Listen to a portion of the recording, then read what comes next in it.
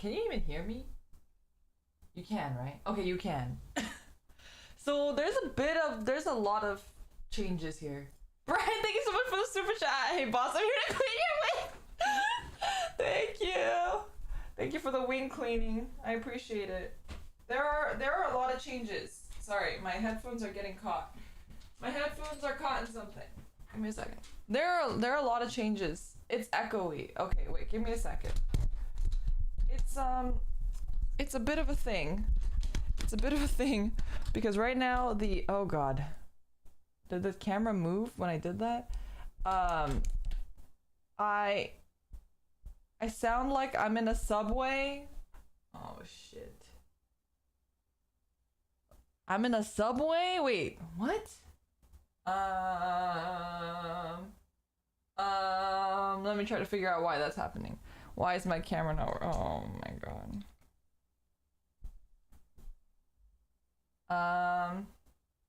That echoey?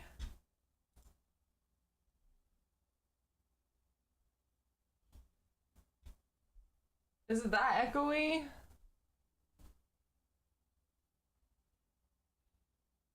Okay, I don't know what.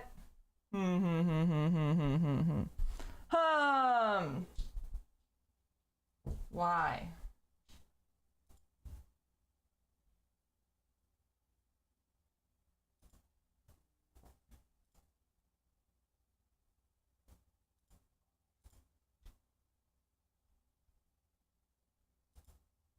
It's not that bad? Okay. Well, I will... It's hard for me to be close to the mic. Also, right now, oh my god, everything's falling apart. My life is falling apart. Why does this keep wanting to do that? Oh, is it because of this? Oh, it is because of this. Okay. Okay. Better than it was initially. Okay, I haven't changed anything. And oh my god, my camera is having a hard time. Give me a second. This is a new setup. This is a new desk. This is not my computer desk. My computer is over there. So this is a completely different desk, which is probably why I'm having all these issues. Let me switch this over. I tried to test it yesterday and it seems to be working. Oh, this is my Kamen Rider Tamagotchi, by the way. Anyway, it seems to be working okay yesterday, but I didn't test the sound. So I didn't know exactly. So you're gonna have to be patient with me a bit here.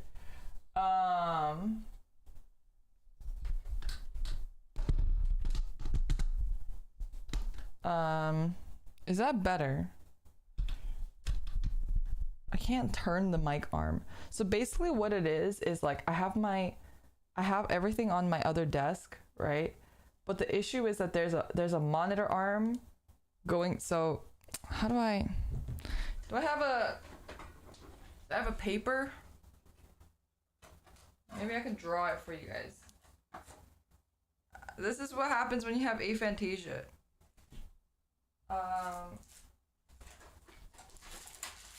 Give me a second.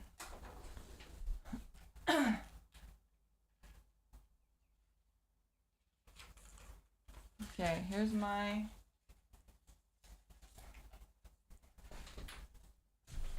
Alright, here's my little notepad.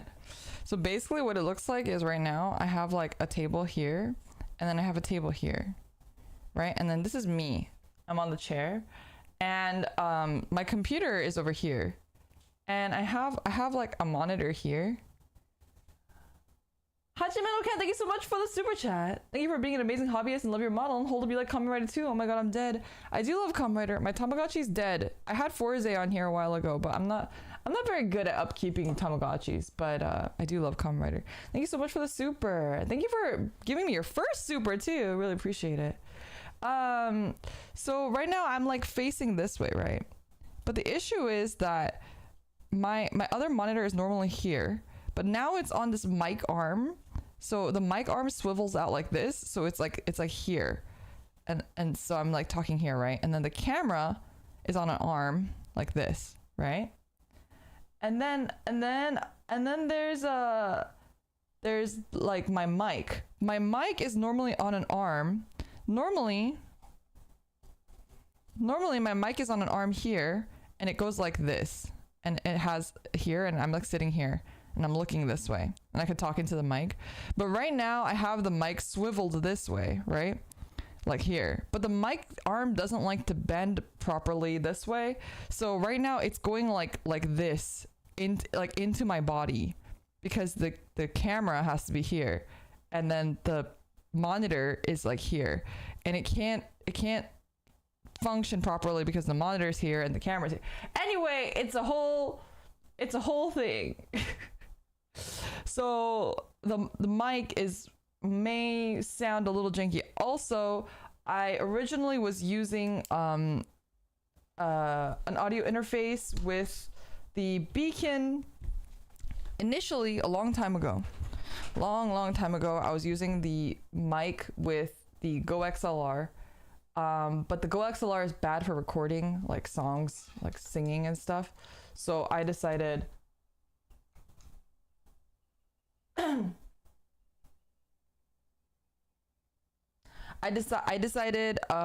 you know, for streams, I'll use the Go XLR, because originally I was going to sell the Go XLR to a friend, but then that friend actually ended up getting a different audio interface, so she didn't need it anymore. So I had to, so I had the Go XLR. I was like, you know what, I might as well use it. So I was going to use it for streams and then use the audio interface that I have for the,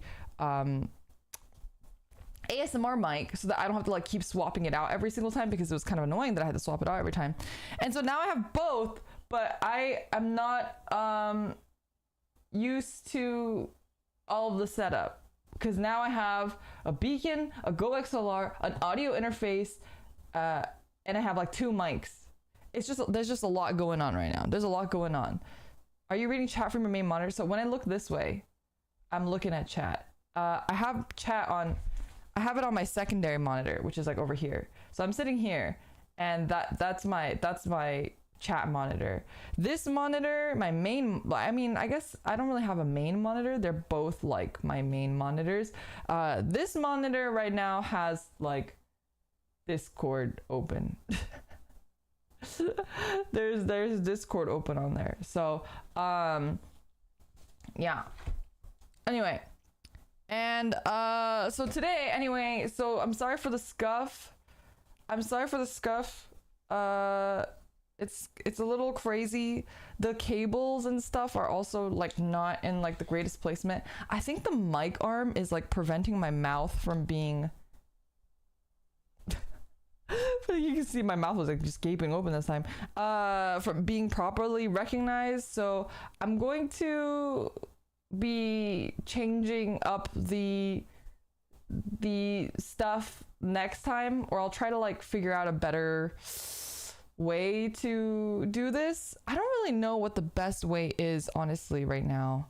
I might have to just like, I have this box of like snacks and stuff. I might have to like clear this and maybe put the camera over here, like my phone camera, to be able to have it read a little bit better. Also, it's gonna be a little bit of a thing, because I have to be able to build, my mic is like on my chest right now. Oh, now my model's not moving. Okay, wait, give me a second. Also, my friend got me this really lovely ReZero paper craft thing. Maybe I need a new maybe I need a different phone stand. I think I have another one. I don't know where it is. Is my BGM off? It is, isn't it?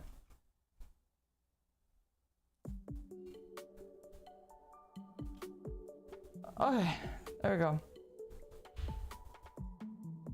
And so, yeah. Very excited to build this. I'll try to build this on stream too. But I need glue. I need to go buy some glue. I think you need like glue sticks, but it's really cool, like paper craft thing. It has like a bunch of layers and you like stack them on top of each other, and then it creates this like 3D looking like thing. Yeah. That's how that so this looks pretty cool. I'm excited to build this. We'll do this in a future stream. But today we're gonna get back to the Sinanju Stein. Also, like, I appreciate the enthusiasm in chat, but please don't spam. Like, I see the chats, but I'm not gonna read every single one of your messages because you know, I'm not gonna do that. because then that makes it obvious when I'm ignoring somebody on purpose, right? If I'm ignoring somebody who's being bad, it makes it obvious. So I don't like to read every chat. So while I appreciate the enthusiasm, don't spam. You only have to post once. I was gonna say, oh wait, let me see if I can show you guys. Okay, I can kind of show you guys, but I have, remember my cat scratch fever? It's like over here. It's getting a lot better now. It looks like pretty good right now, but it was like a couple days ago, it was looking really bad. It was like bubbly and shit. Like it looked like an anime like horror scene. It looked like an anime horror scene. So it looks a lot better now. War wound, yeah, it was worth it though. Would 10 out of 10 would hold a kitten again, even if it meant I got that again. Like cheese on a pizza bed, stop. I can't believe Pam. Thank you so much for becoming a member too. I really appreciate that. Thank you. It was from a kitten? Yeah, so like that's how cat scratch fever works. It's like, especially if they're like stray or they just came off the street, sometimes they can have like bacteria in their little nails. It wasn't trying to scratch me. What was happening was I was holding it and it was like trying to cling on to me, and because of that it like scratched me. It wasn't like rar scratch kind of thing, you know. It wasn't angry at me, luckily. Also, thank you guys for putting all the hearts in chat. Thank you for welcoming our new member. We're gonna get right to it. I think I should probably start like lining this too, because there's like a lot to line, and I don't want to line it when it's all assembled, although it's a little bit harder for me to do that. As you guys know, I like looking at like the reference for lining. And I think these ones usually don't come lined, and it's hard for me to do that with this current setup because I don't have the my monitor and my keyboard's like all over here. They're all over here. Now you can't see me.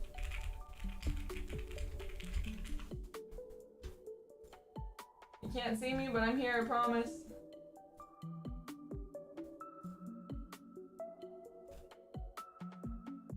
All right. I'm gonna use this as a reference. It's a little far from me. But I'm gonna use it as a reference. Built one yourself years back, and it's one of your favorites. It's such a cool kit. It's also huge.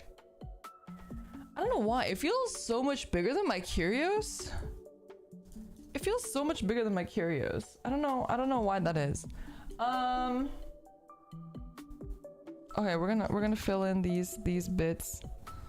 This is not good. I'm like so far away from it. This makes me nervous. I can't even get close to it. If I get close to it, you guys can't see. Do I top coat it? I don't top coat it, but I do panel line a little bit.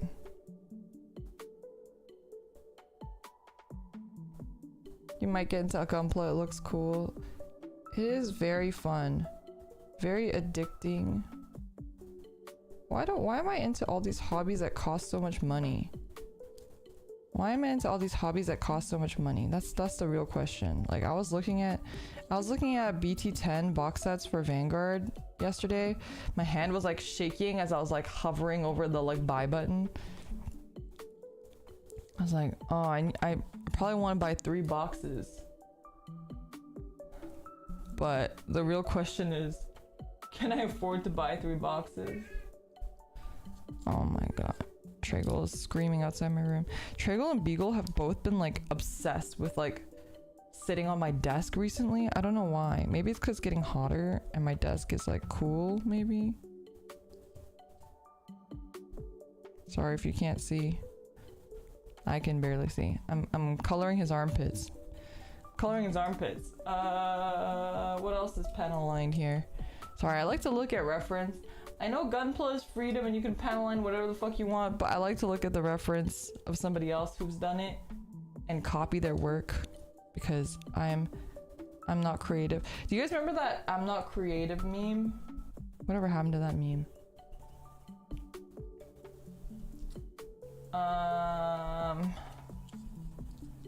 It was like a creepy pasta, right? I almost said a copy pasta.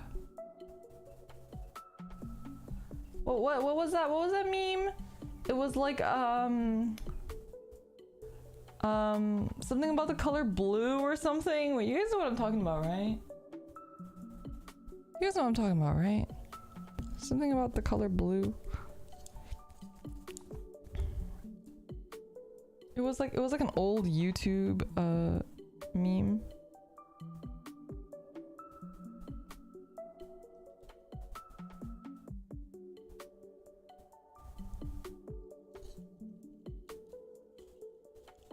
It was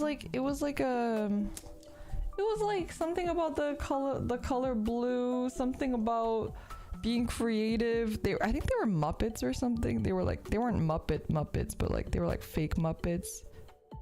Like that was the shtick.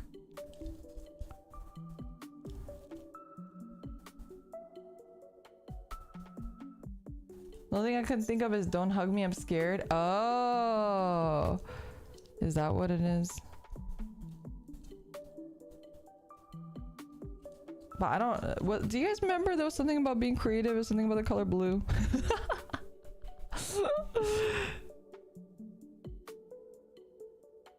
I like physically can't get closer to, which is good because last time I did that, I showed top of my head. There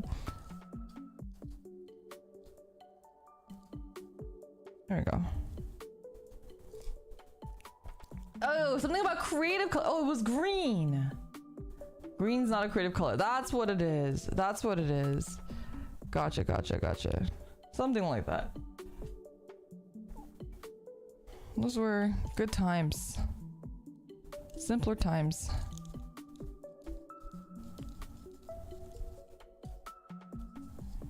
All right. Well, it's looking pretty clean.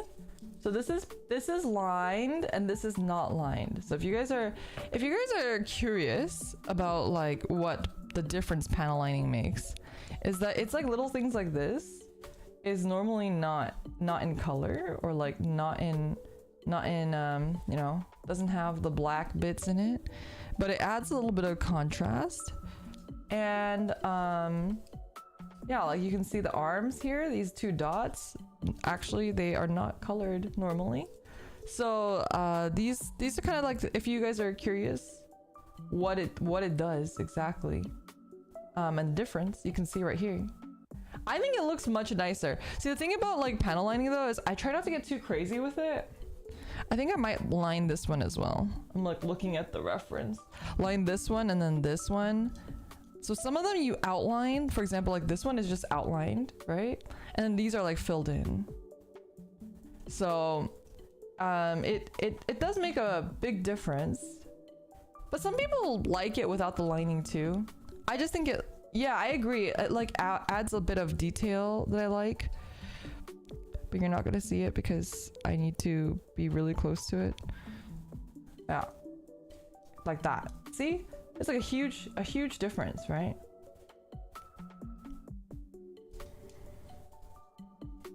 And then I'm going to, oh God. Ooh, you can see like the joint bit that I didn't sand down.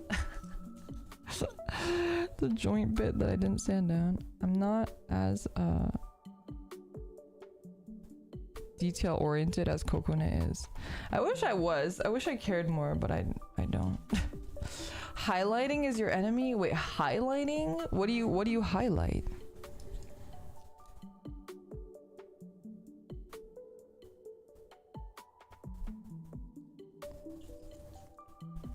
Yeah. Looks pretty good. Was there anything on this side that I was missing?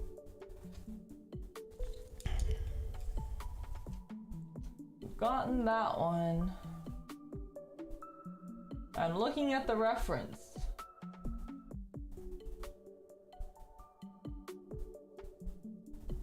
They really went in on the face. The face might be a bit hard because we've already stickered it and whatnot. But let's see. Let's see what else this person has done. They've lined these panels on the top.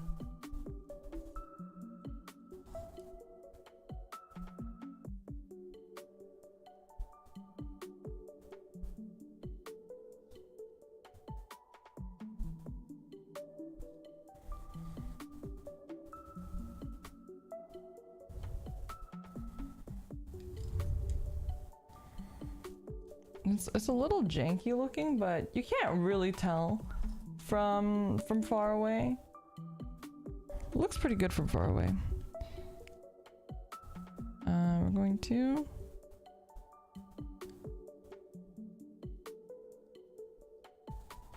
do that. Okay, that part doesn't look good.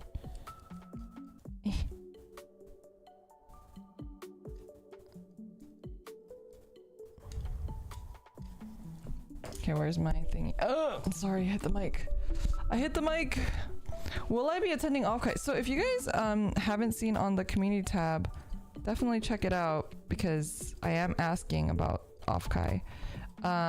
We will be having a panel there. So we are having a panel there. We haven't like fully decided. I think we're mostly decided though on what we're gonna be talking about. So that'll be cool.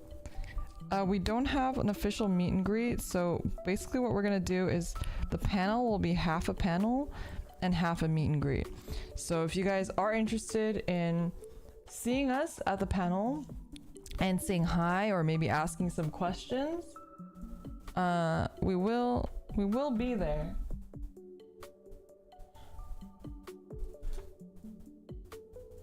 Looking at all the references. Sorry. Alright, well, I'm gonna get started on this arm. But yeah, it'll be cool. We'll do like a Q&A / meet and greet type thing at the end. So if you guys have any like burning questions for us, you can ask them. All 5 girls will be participating in the panel, but you can always like ask, like you can ask like go up to the Q&A person and be like, oh, this question is for Leora. Have you heard of Ligma?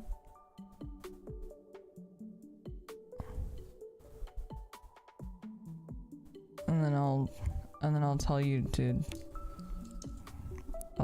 fuck off. Just kidding, I won't do that.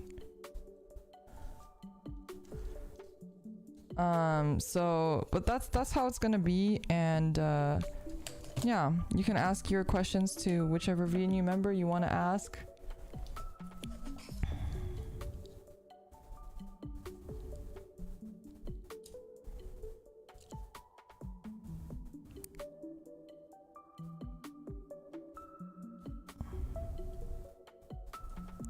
Unfortunately, regarding the meet and greet, we were just not given the option to do that.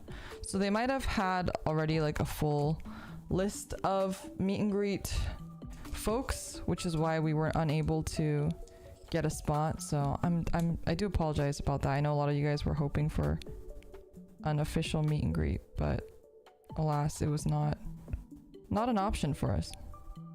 So this is the only option that we had was to do a panel, which is why all of us are like, what the fuck are we gonna talk about? But yesterday we were, throwing around some ideas, and Amoria thought of a really good idea, so we're probably gonna go with that one, but I'm not gonna say anything just in case we change it.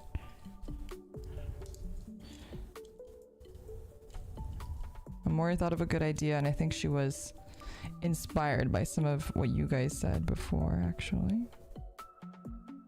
Sorry if you can't see anything, I'm lining. Please understand.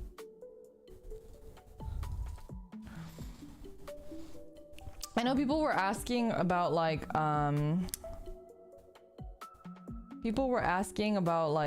if the panel is gonna be streamed. That I don't know. I don't know.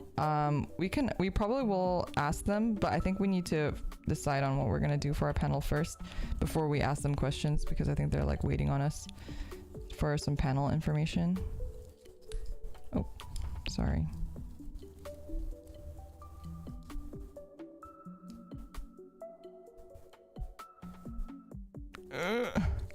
I don't know like what the panel situation will be like in terms of like if there'll be a moderator there, if we're gonna be able to see your faces, if you know, I don't know what the setup is gonna be like. So I do hope we can see you guys, because that would be really awesome, and I would love to like, you know, say hi to you guys and stuff, to see your faces.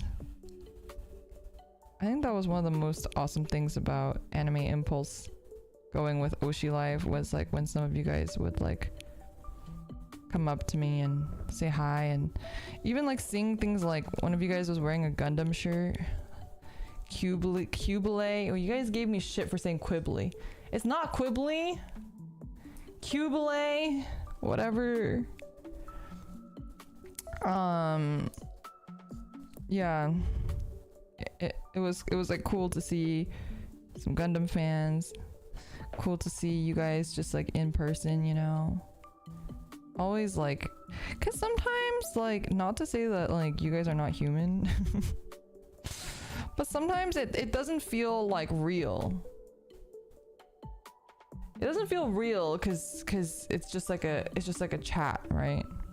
Sometimes it does feel like you're just talking to a wall. Not to say that you guys don't respond, but you know what I'm saying, because I don't like see you face to face, right?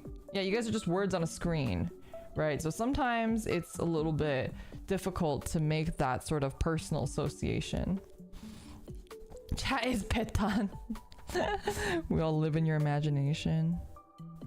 Yeah, I wish my imagination was that vibrant, honestly. I wish my imagination liked me that much. Imagine having your imagination like you that much. Well, I guess that's when people become assholes, actually. I think that's actually when people become assholes. So maybe it's a good thing.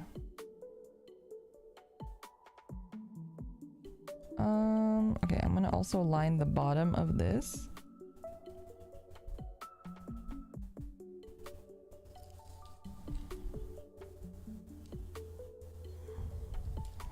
And some parts, if you guys are like not familiar with Gundam, some parts have like straight up indents that make it very obvious that you're supposed to line in those places.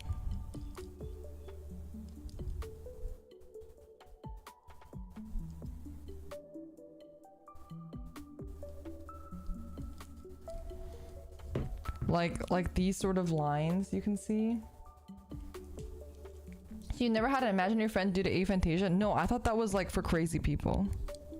I thought only crazy people had imaginary friends. So like, I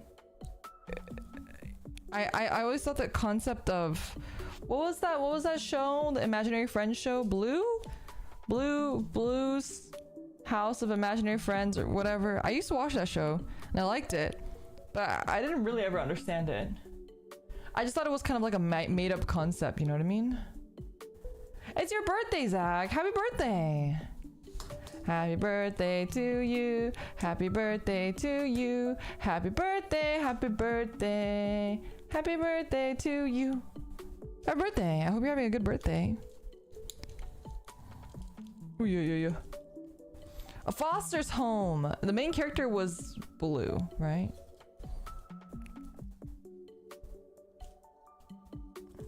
Happy birthday. I hope you're having a good one. I feel like I want to line the head, but I'm like kind of nervous. I don't feel confident. God damn it! I keep doing that. I need to be careful.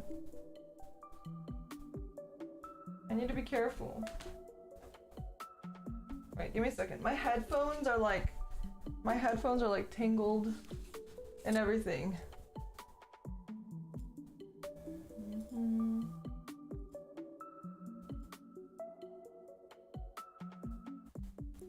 Blues Clues, Blues Clues. You know what to do. Sit down in your thinking chair, think. Cause if we use our mind, take a step at a time, you can do anything that you wanna do. There's a lot of lining in the face, but I'm very scared to touch the face. We just got a letter. We just got a letter. We just got a letter. I wonder who it's from. Yeah, I really like kids shows, as you guys probably have noticed with my obsession with Kamen Rider and such, Precure and whatnot. I really like kids shows, even as a kid. Obviously, I like kids shows. I really liked Blue's Clues. That was probably one of my favorite kids shows, actually. All right, I'm not gonna touch the head. I'm too scared to touch the head, but we're gonna do this one next.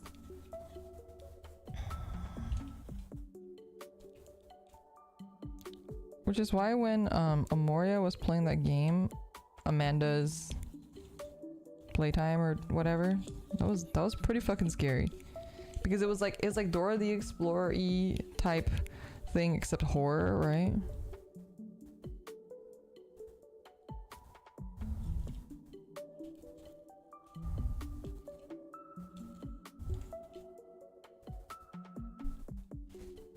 You had your parents buy you a shirt that looked like Steve's? Oh, that's so cute.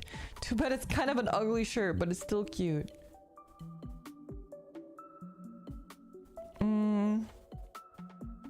Yeah, all of that like Blue's Clues, like nostalgia stuff that they did recently, that shit hit deep. I was like, oh my god.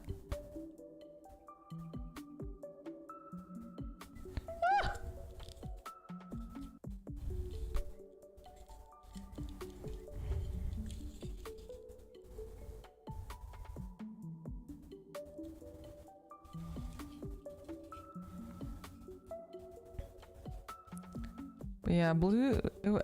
I was also very like, I think as a child, I remember when I first found out Blue was a girl, I was like, oh my god, Blue's a girl. It's a big revelation for baby Leora.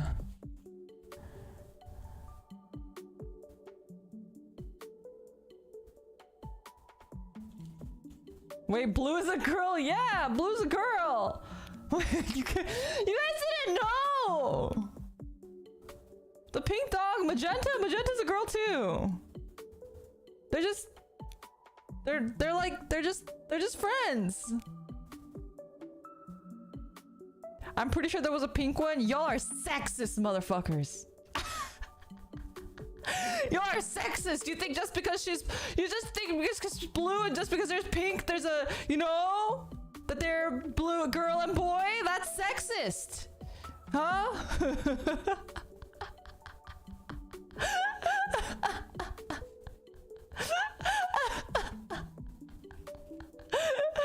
Yeah, Magenta's also a girl. They're both girls. I thought they were dating. Maybe they are. You don't know that. Maybe they are dating. Don't cancel this. Blue's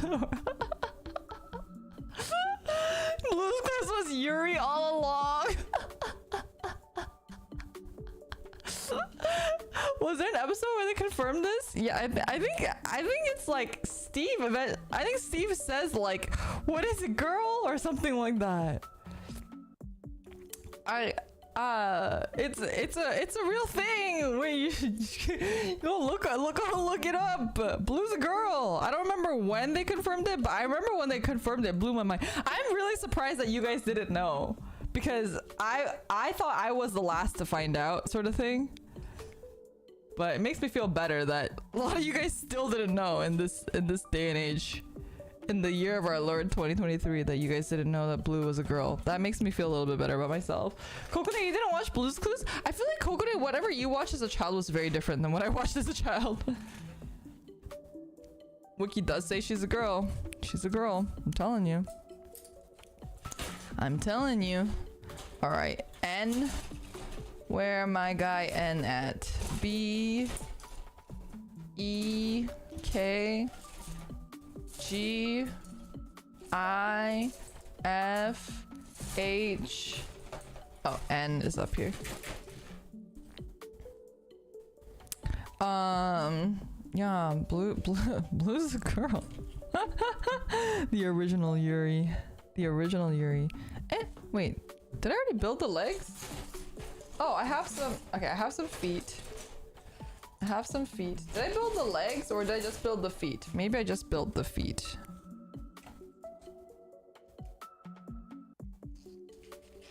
I just arrived here and I hear Blue is a girl. I can't believe you guys didn't know this. I thought I was the last to find out.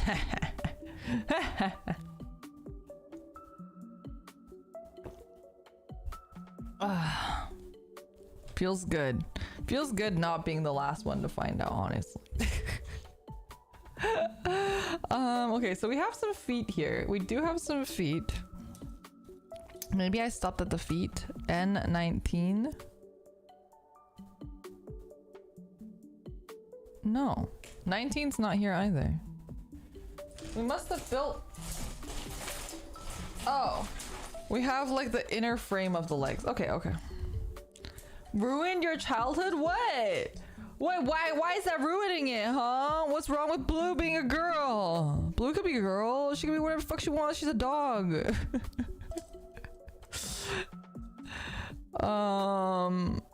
Okay, wait.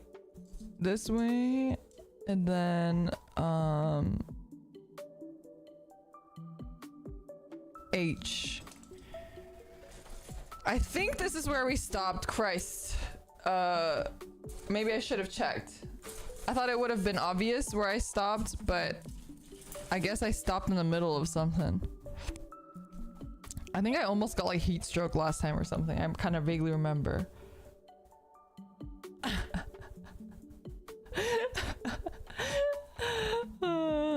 Dora, Dora, Dora, the explorer. Dora!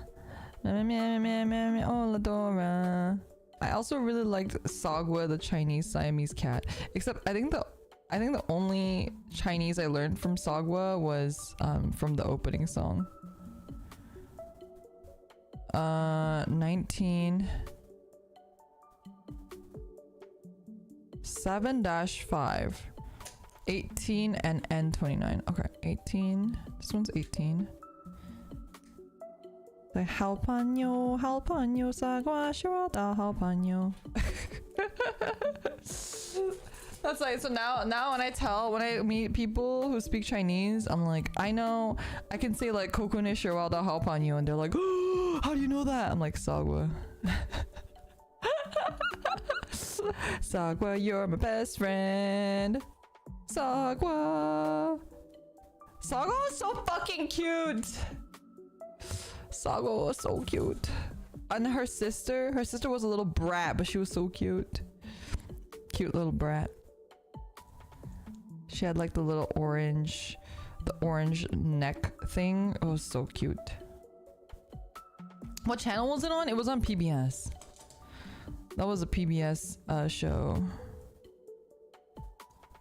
Wait, what?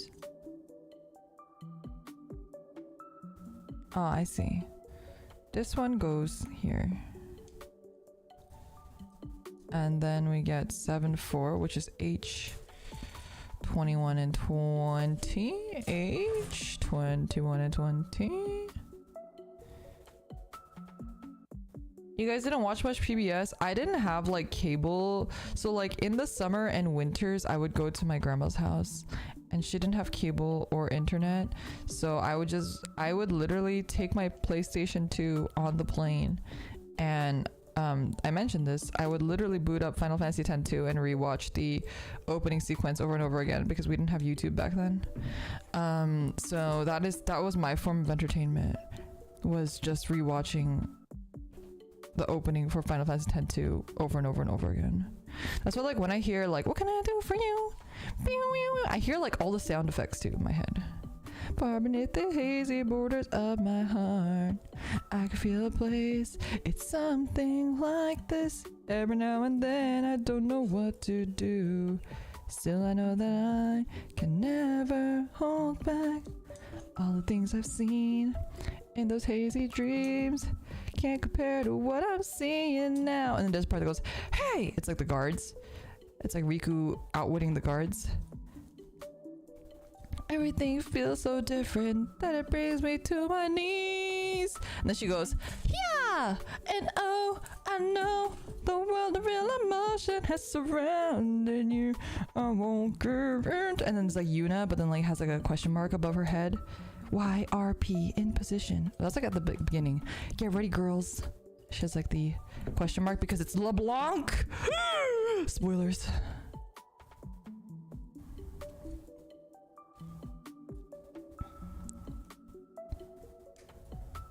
Anyway, that's why I have that song and that entire bit committed to memory. Oh my god, my parents used to have this thing that was like it was like this big. Did you guys have this too? Do you guys remember what it was called? It played black and white. It had like a little disc in it, like a CD, but it was like a small CD, and it had this tiny ass screen, maybe about this big, and it would play like an episode or two of whatever was on the disc.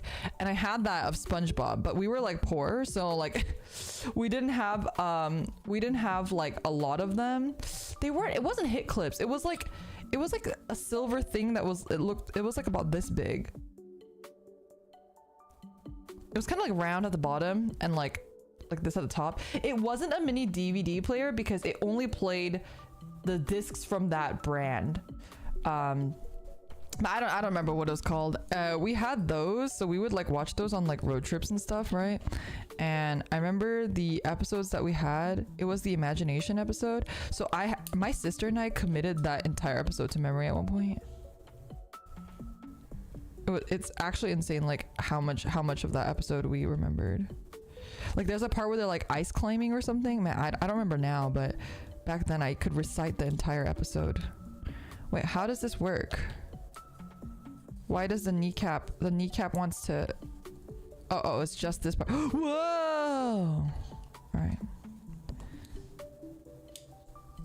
Oh no, this feels wrong. It's going in the wrong hole. Yeah. Oh, fuck!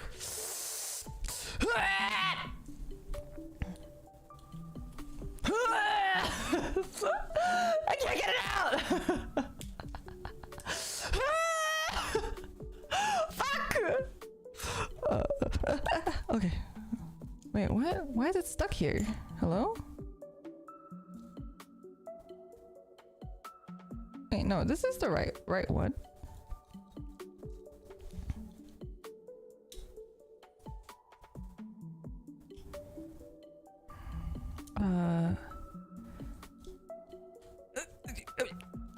Okay.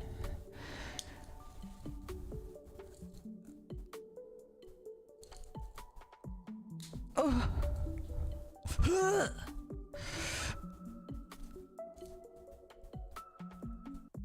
Okay, it's going in. We've loosened up the hole. Fuck! Why does it have a gap? Who said you could have a gap? Huh? Who said you could have a gap? Who allowed you to have a gap?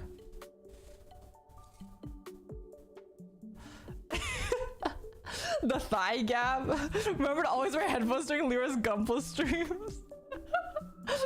On a Sunday, ma'am. Take me to church. Oh, that sounded better in my head. I don't remember how the actual song goes. Da da da da da da da da da da da. I used to joke. I've told this joke multiple times before, so it's not funny anymore. But I'm gonna tell it again anyway because I'm a boomer. My friends and I used to play fucking Ragnarok online, and on every Sunday we'd be like, "Okay, everyone, it's time to log into Ragnarok online. We gotta go to church," and then we'd meet at church in Ragnarok online and just sit there. That's what we used. That's peak teenage humor. I peaked then. I don't know what happened to me.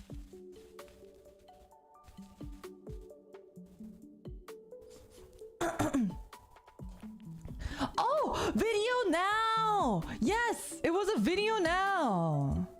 That was what it was. It was a video now. Oh my god. Sure was a video now. Oh man, it's always a dilemma. Like, do I do these one at a time or do I do them in tandem? H. H. Do I have another H? I have another N, so I should have another H, yes.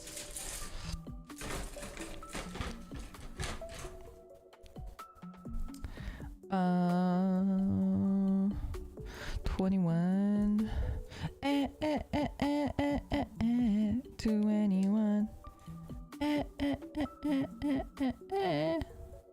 You better bring me along. We're 21.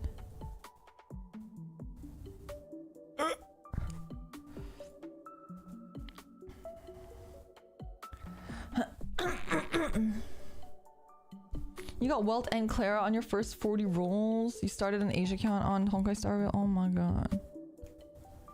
I'm like, I'm not even kidding you. My traveler or whatever they call it, wanderer, or whatever you call the main character. My main character is like 10 levels behind everyone because I just like don't want to level her.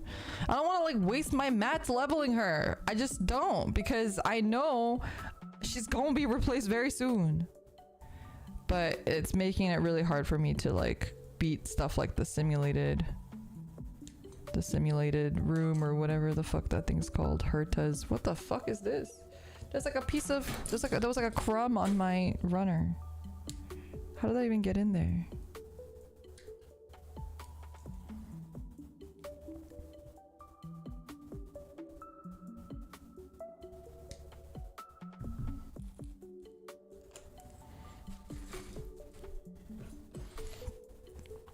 Oh no, not that I'm gonna replace her with herself, with like, because I'm, you know, once I get like a good 5-star in my team, I'll replace her. Although I heard that you need 2 teams anyway.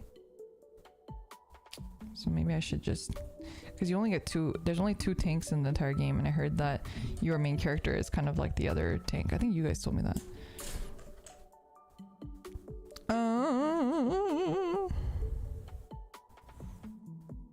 Is this right?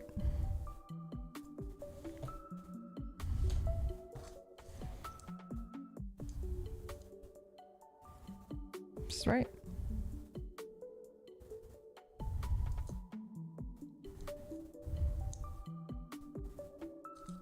Oh, this way. Haha. And this one goes in here.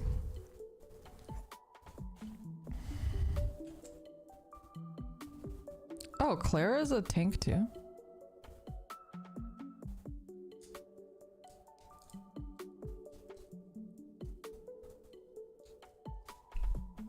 It's relatively cheap. Okay. Well, maybe I'll just do it then. Man, I'm like so phlegmy today. I can really feel, you know, we were talking about mucus a little while ago. I really feel the mucus today. It's not great. It's not great. It gets like stuck at like the top of my throat. I don't know how to explain that. And it makes it hard for me. It makes it hard for me to swallow.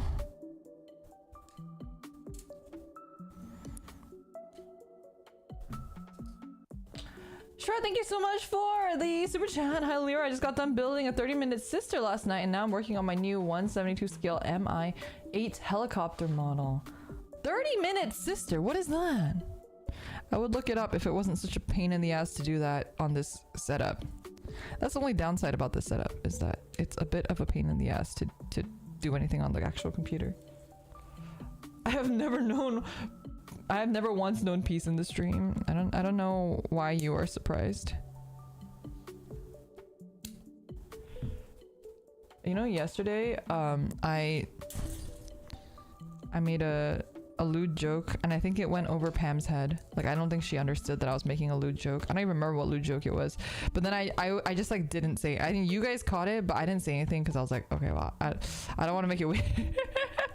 I don't want to make it weird if she's like she didn't catch it.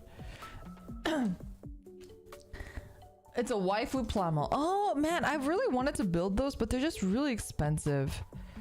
I can't bring myself to buy a kit. Maybe one day when I have a lot of money, Why can't you just go in? Why can't you just be a good little piece of plastic, huh? Why can't you just go in like you were meant to be? Belong. Go where you belong. Oh, okay. Maybe because it wasn't turned enough. All right. My children are watching and now I have to answer their questions. You know, you gotta teach them about the birds and the bees sooner or later. I think I've told you guys this story, but like the way that I had my like birds and the bees story was very interesting. I mean, at that point, I already like understood the concept of sex. I don't remember how I understood the concept of sex, but I already understood it. But like I didn't understand like what like masturbation was. And I remember like there was like a rumor going around in school about like some, you know, kids are fucking nasty. You know, the more I think about kids, the more I'm like, Jesus Christ, I never want children. They would like make up rumors about like a teacher who was like an author, and I guess he like wrote a book. He or she, I don't know. I don't even remember actually. They wrote a book about like living in the Arctic or something like that, like about some character living in the Arctic, and like in the book the character almost freezes to death, and I guess like they masturbate to keep warm or something. I don't know. Whether or not this is true, by the way, I don't know. I don't know if this is like a rumor that somebody made up or if it was actually in the book, but that's what like kids were saying about this book that the teacher wrote, right? And don't dox me if you guys know this teacher. I don't know. Again, I don't know if it's even true. Like, I don't even know if that was actually in a book or it wasn't. But that's what everyone said was in the book. And everyone was like, oh my God, I can't believe it. Like, blah, blah, blah. And they were like, gross, you know, whatever. And I was like, I don't know what that is. So I went home and I went to my mom and I was like, Mom, what is masturbating? And she was like, how the fuck did you learn that? And I was like, some kids at school were talking about it. And then so she had to like sit me down and give me the talk. I don't really remember the talk exactly, but I just remember that being the actual scenario in which I was given a talk. Like she like sat me down on my bed and we had a conversation about it. How does this go in? Oh, I'm doing it upside down.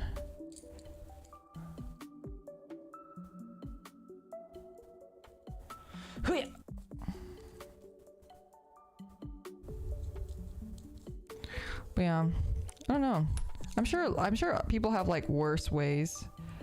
I have a friend who this is like pretty fucked up. He said that because we were like, I was asking, we had a group of friends. It was all of us talking about it, about like when they first learned about the concept of it. Man, there's this like game that everyone's into recently. And maybe it's like a tech people thing because everyone I know in tech is like into it. It's like a get to know you kind of game. I forget what it's called. It's like a board game and it's like a get to know you game. Anyway, I've been learning a lot about my friends through that game because every time we play it, it's like very intense. And everyone's deepest, darkest secrets come out. Anyway, it's, you know, I don't mind it. It's just an intense game. Anyway, so we were talking about like when we first like learned about like the concept of sex, and my friend, he was saying that like he saw he just like inherently knew because like his dad would like cheat on his mom with this like lady in front of like the kids, and he said like there was only one bathroom in the house, so if he wanted to go to the bathroom at night he would have to like pass through the bedroom of like the mistress and the dad. I was like, Jesus Christ. Some people really just, I was like, please don't, this is why some people should never be parents. Anyway, that got kind of dark. I didn't mean for it to get dark, but it was just a thing where all of us were just like, what the fuck? Some people really should never be allowed to have children. I mean, it's a good thing he had children because now my friend was born. Yay! But also, you know, that's fucking crazy. childhood trauma speedrun, like for real.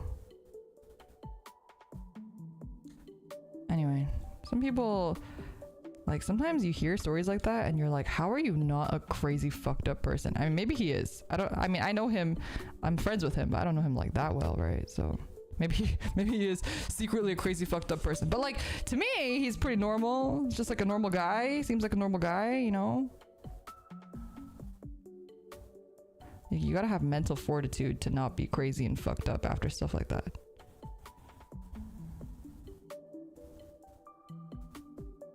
Ooh.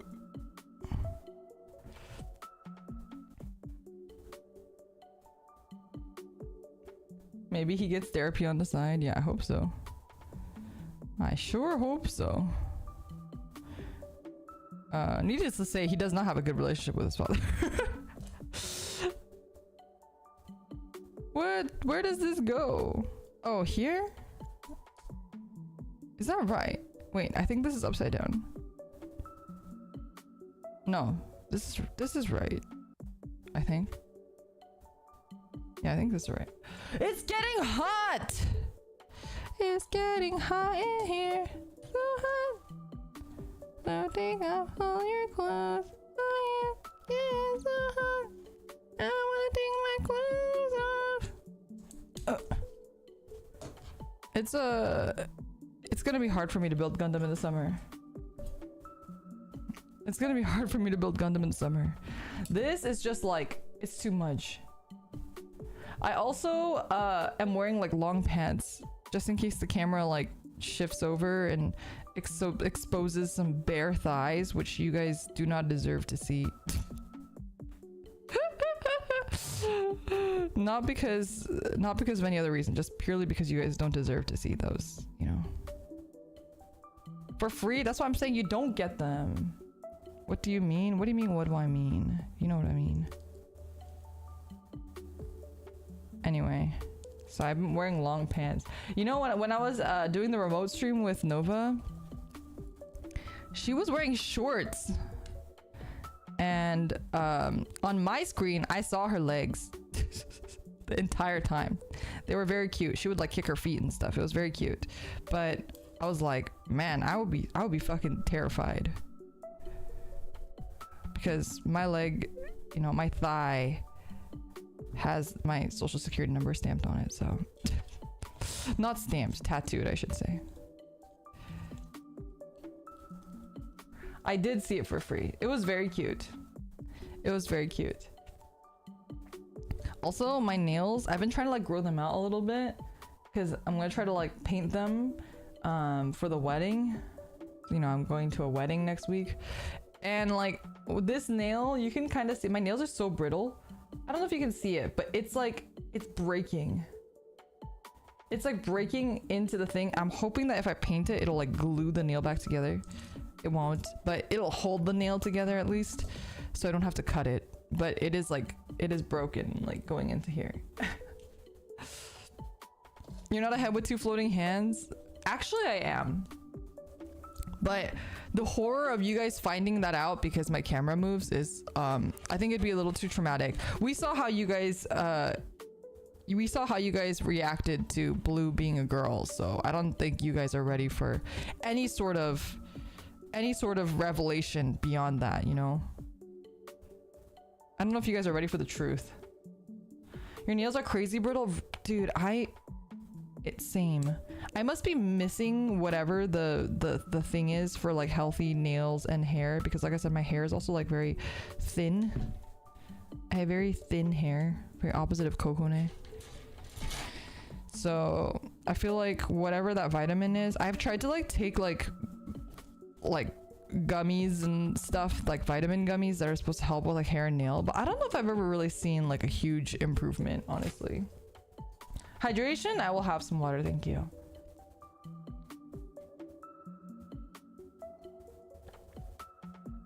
Leora's a girl too? Oh my god. Oh my god. Could it be?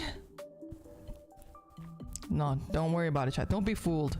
Don't be fooled, chat. The government doesn't want you to know that girls don't exist. Don't be fooled by the government lies. Don't be fooled by their lies. Women don't exist. Okay? It's just all, it's all a scam. I have a feeling I'm gonna cut myself. They're just like pigeons. They don't exist. They're not real.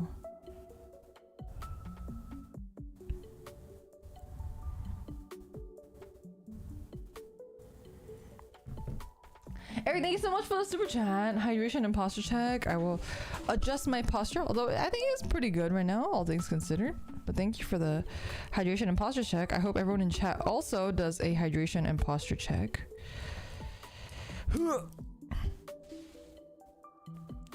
Femboy Lyra dreams shattered.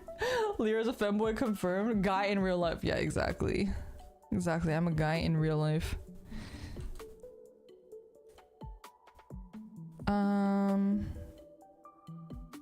D20 and D21.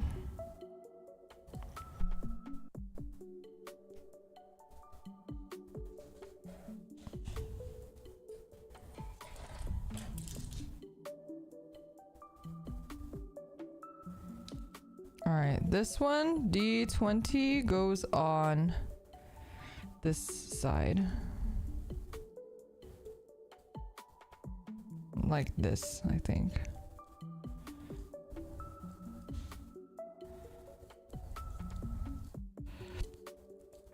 You know, sometimes I see like streamers who like talk in a very sultry voice like the entire stream, and I'm like, how does one have the ability to do that? I was just thinking about this the other day because I was like maybe I gotta, like, you know, really work on my sultry voice to keep the audience entertained, you know. But I don't think I could physically do that. I think I'm like too stupid to do that. Also, I'm just really bad at voice acting. It's like, this might be an aphantasia related thing, but sometimes when I like do a voice, I'll do it and then I can't do it again because I don't remember what it sounded like. Like, I don't even know how to recreate it. What do you mean your current voice is not sultry? But you know what I mean. Like, they talk like this the entire time. And they sound like they're trying to just seduce you the entire time. How do you do that without wanting to kill yourself? Where does this go?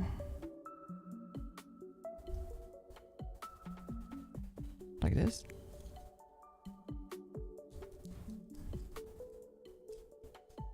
You got sex voice, the fuck you mean, Seraphie? Hello, hello. Welcome, welcome. No, I mean, like, you know, the very sultry voice that people do. It's like a voice acting voice, you know.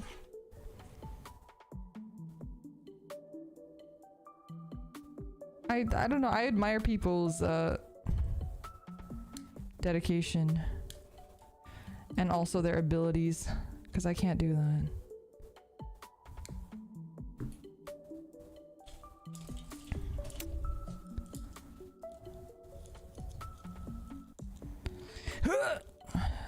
That's the kind of voice that I make. Oh boy. Oh boy. Well, like I said, sometimes I wonder why you guys are even here. Let's be real. I have so much cat hair on my stupid gloves. You know, yesterday I was setting up my this like camera and setup. My cat, Beagle, I'm like setting it up. I'm testing the stream. I have OBS on. I'm like I'm monitoring it and checking it out. She sits right here. Right here. I took a picture and I sent it to Erica because she was the only person I know at the time who was awake that would understand my pain. I was like, okay, there's so many places that you could be sitting, ma'am, and you just have to sit right under the camera where I'm trying to test stuff. Please.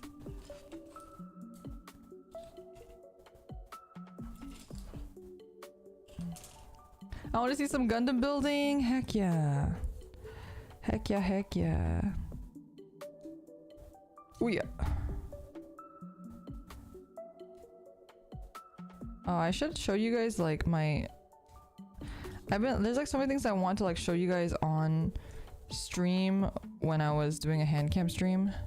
but I don't have any of them with me. A lot of the stuff is like in the garage or outside, like my cards. So my roommate and I, because we both play Vanguard together, we keep the cards in the living room so that like if she wants to go through them or anything, she can just go through them without having to like come into my room, and vice versa. Oh, I can show you guys. I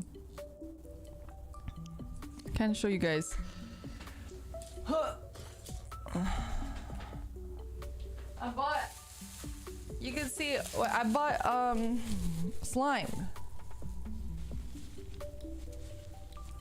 So this one is the Amazon slime. So we have a couple slimes here. This one's the Amazon one. It's a made in China one. Amazon crunchy slime. Here, you know what, we'll do a little unboxing. We have crunchy slime because I'm not gonna be able to show you guys these on stream next week. Look at all the crunchy bits. It's like a mermaid slime. It comes with a little pearl charm. But this is one of the slimes. It has little jelly cubes in them too. And then I'm gonna be putting it in these things to make it crunchy. Hopefully, that's the hope. So that's one. I shouldn't have tossed the box. I'll put it back in the box. That's one. I realized that one of Coconut slime I have unopened because I was intentionally saving it, but I forgot that I was saving it. So I have one of those in the fridge. And then I got so these are my Five Below slimes. We have a couple Five Below slimes. I bought 4 Five Below slimes. We have, this one is called Avalanche. It looks crunchy from this picture, but honestly, I don't know. I don't know if it's gonna be crunchy. I don't know if it's gonna be crunchy. It looks kind of shitty, but you know, whatever. This one says crispy crunchy slime. So hopefully this is actually crunchy. It has little like crunchy stuff in it, but it does look really small. So I don't know. My expectations are low. This one I'm kind of excited about. It has a bunch of crunchy stuff at the top, and then it has like crunchy stuff on the bottom. So I feel like this one will be kind of crunchy, but also I don't know. I'm trying to keep my expectations pretty low. This one has like a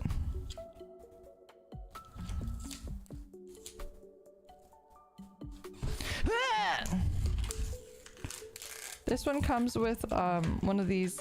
Remember I was talking to you guys about these things. Some of you guys didn't know what these were. This is like what all the children like nowadays. Gotta get hip with the kids, chat. This is I'm tossing them. This is what all the kids like. It's like a fidget toy. I don't know what they're called. Oh yeah, like a pop toy. This is the thing that I was telling you guys about that they sell at the mall in weird shapes. Zelda, thank you so much for the super chat. Why are we here? Well, the comfy, funny, and occasionally always scuff streams. Always a joy, also slime. Thank you so much. Really appreciate it. We are, yeah, it's, this is like what kids like. It's like infinite bubble wrap. I mean, I don't really understand, honestly. But that's the point, that it's supposed to be like infinite bubble wrap. I don't really get it, but actually now that I'm playing with it, I probably could just have this in my hand while I'm like talking. The sounds are nice.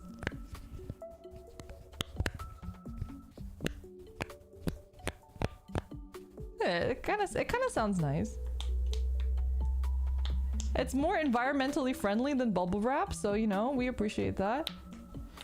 Yeah, I'm into it. I've never had one, doesn't mean I'm not hip, it just means that you're old. It's okay, Seraphy, me too. This is also my first time having one of these, and it's only because it came with the slime. This is like not like a slime, but I really want this one because this is like one of those like crunchy bead things. And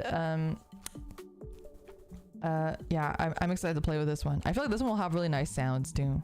I don't know. Never dries out. We'll see. We'll see about that. Anyway, those are the slimes that I'm going to be playing with next week. That one looks promising, yeah, but it's not technically slime, I think.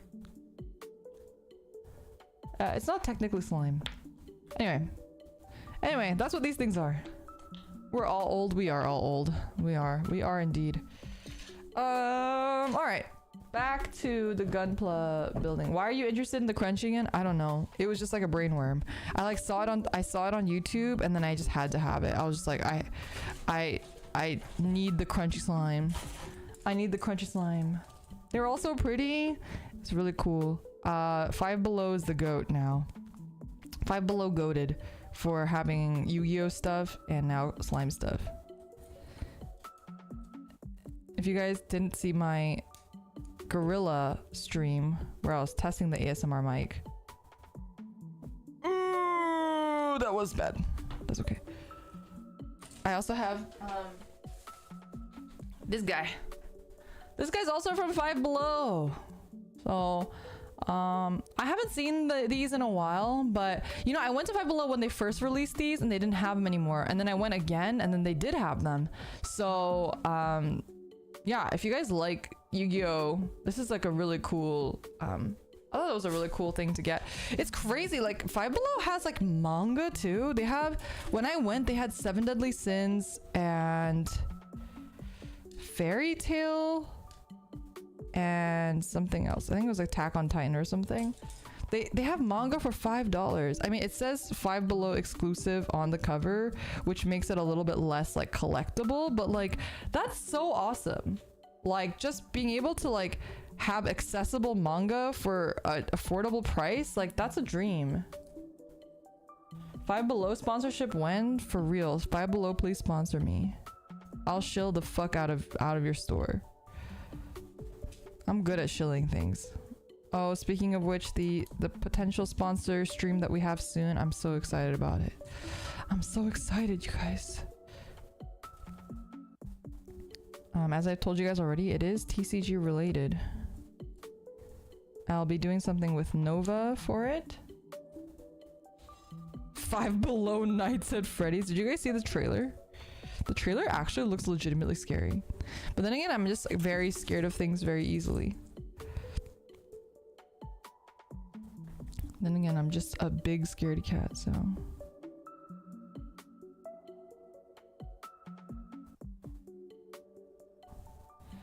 Oh, this is like so badly nicked. It's so badly nicked.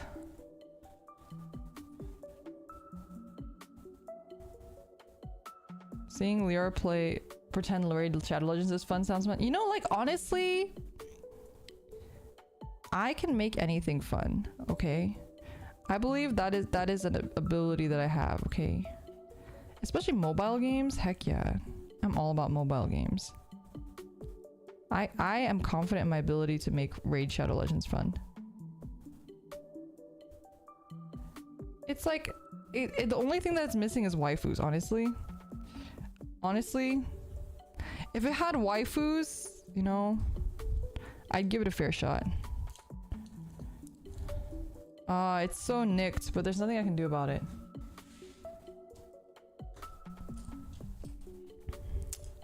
Nothing I can do about it.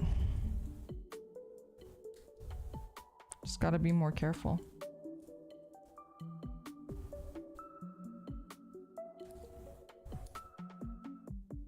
Make a congressional hearing audience fun. Go. Wait, what is that? I don't even know what that is. I mean, it might not be fun for you. It'll be fun for me.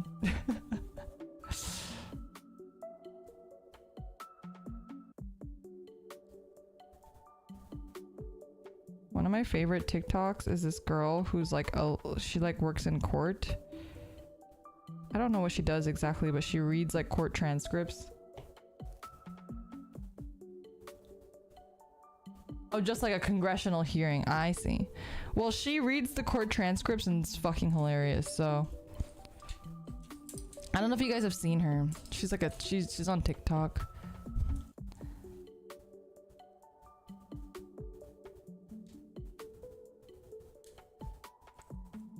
She may be a stenographer. I think that's what it was. Something like that.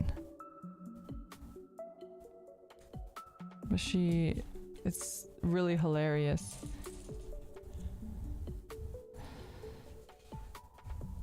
Some of the things people say in court is actually insane, is what I learned from that series of videos. People really be having the balls to just say whatever the fuck they want to say in front of a court of law. How come this is like not fitting properly? Why does this feel like it's not fitting in? Okay, well, maybe I'm just crazy. Maybe I'm being gaslit. Maybe this is fine.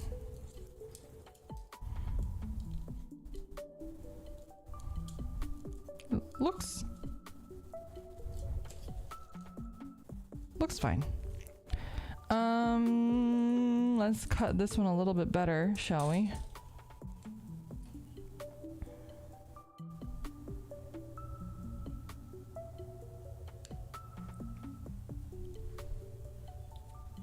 There's some videos of local hearings, and yes, people just have too much free time. Some people are insane. Insane. You know, I was watching like, you know, remember when I was like trying to like prepare videos for like the Don't Laugh challenge? I'm like, I was watching random videos that were like, oh, you laugh, you lose. And if it was like remotely good, I was planning on using videos from that person, like other videos from that person, because it means that they have like some sort of sense of humor. But unfortunately, as you guys saw, I didn't really find anybody that was worth doing that with.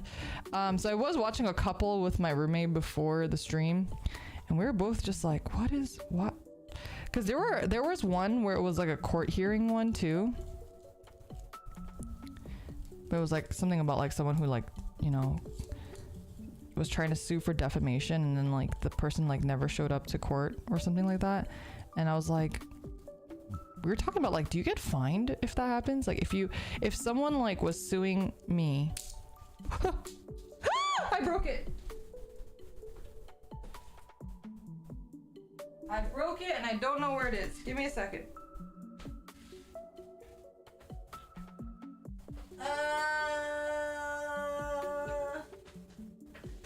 Where did it go?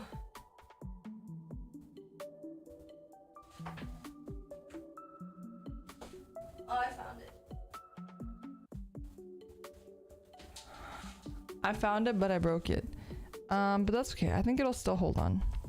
I also have glue from I think my roommate has super glue. I wanted to cut this off because it was bothering me. This is what I get for not doing things in advance.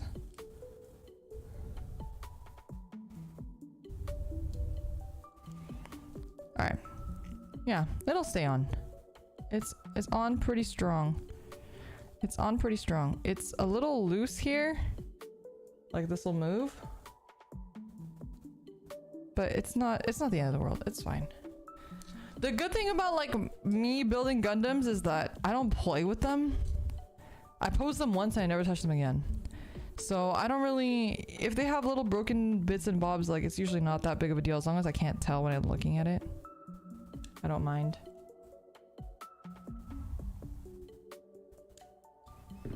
It's fine. We're fine. What's not okay is that I'm like fucking burning. That is the part that is gonna be a problem. The issue is we've tested, so you know, we moved here over the winter, not winter, like the fall last year. So it wasn't very hot yet, obviously. It wasn't hot at all.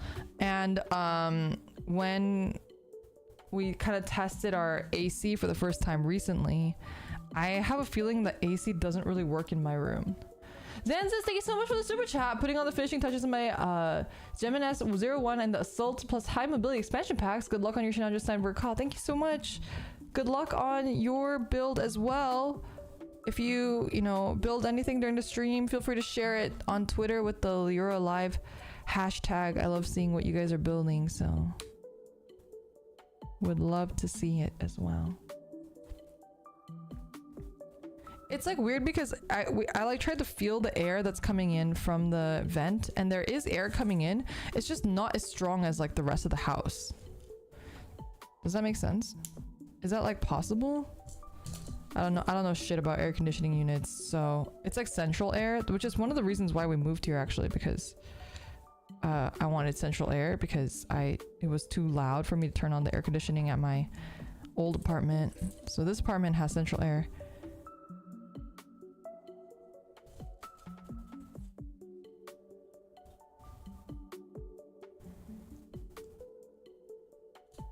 Yeah. Okay, that looks pretty good. And then we have the H.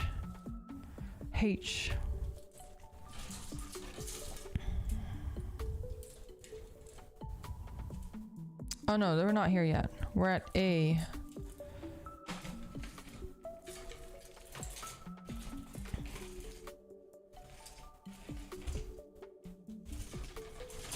Oh yeah.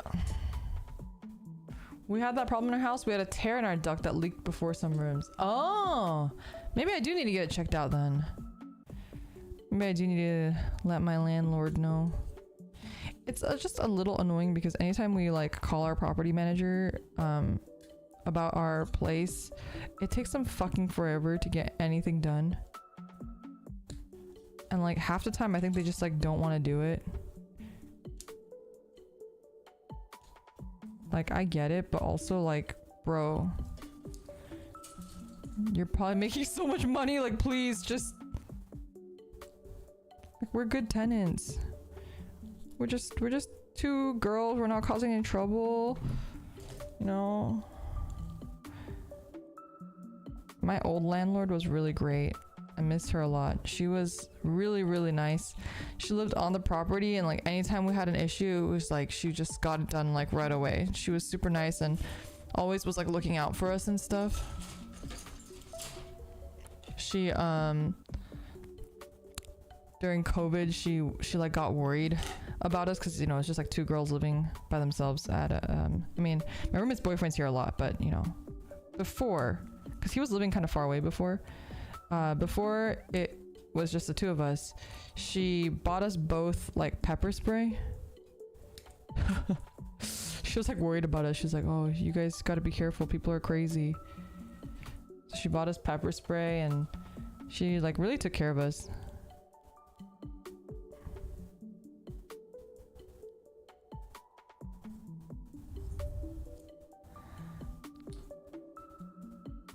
Yeah, she was a really, really nice landlord. I like really the biggest part of leaving that old apartment was like her. That I was like, oh man, I'm never gonna find a landlord as nice as her, who like actually cares about us and stuff. Like now it's just us like trying to get property management to do anything for us. Like we had a window that didn't close for like months. For like maybe even half a year, I would say. Only recently got fixed. And I'm like, bro, what if like someone just like opens our fucking window? Like, hello? F is the tiny ones, right? Yeah. Where's the other one? Oh, here it is. Super rare, I know. I know. That's why I really didn't want to leave our old place, but I just couldn't live in that apartment because it was just too hot in the summer. Like the apartment got ridiculously hot and the air conditioning units were just really old. So I couldn't have them on when I streamed because it was just so loud. It was just like too loud. And so streaming in the summer it felt like actual death.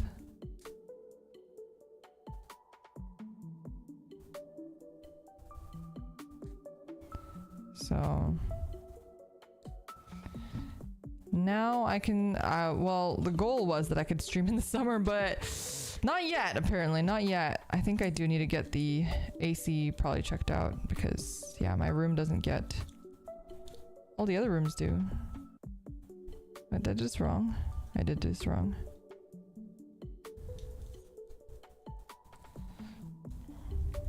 Like, anytime I'm streaming and the AC's on, it'll be like burning in here. One time I even asked my roommate, I was like, is the AC on? And she was like, it is. And she had to turn it down lower because, you know, I was like burning in here. Like I was messaging her during stream.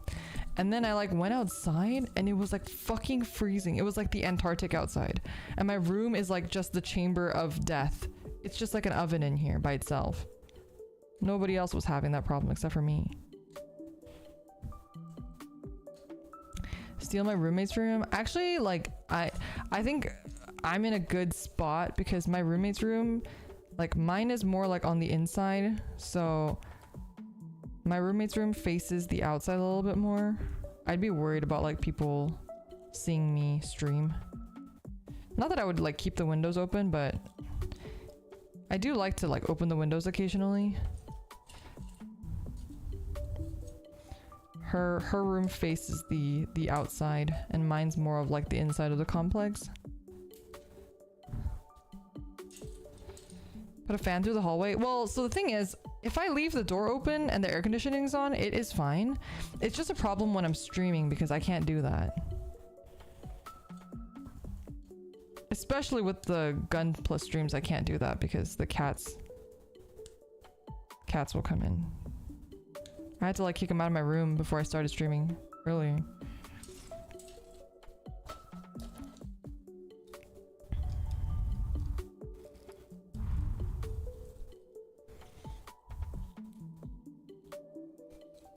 But yeah, so I'm hoping to maybe eventually get like one of those nice Dyson fans because that one has heat and cooling, so I don't have to like switch out the fan in the middle of the stream or anything, or like during the different seasons, I mean. Master, thank you so much for the super chat. You all looking great so far. The gun plus, well, thank you. Thank you. Really appreciate it. Looking at reference again. Where do these go? What are these? Oh, these are part of the leg. Okay, so these go on the outside. So we're gonna do the right leg first. B. Do we have B? B, H. This is N. We have H over here.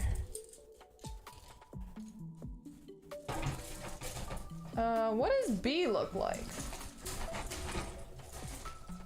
Oh, B is also white. B is also white. We have 18.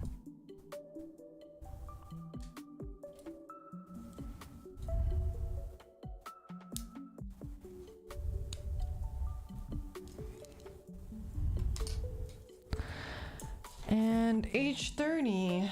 H30. Where is that? Oh, over here. No kitty playtime during streams, yeah. Although, they like to hang out in my roommate's room when I'm streaming. So it's good. She gets time with the cats. Because, you know, I think obviously they're my cats and I've been with them a lot longer, so they're less affectionate with my roommate. My roommate's also like a huge tsundere.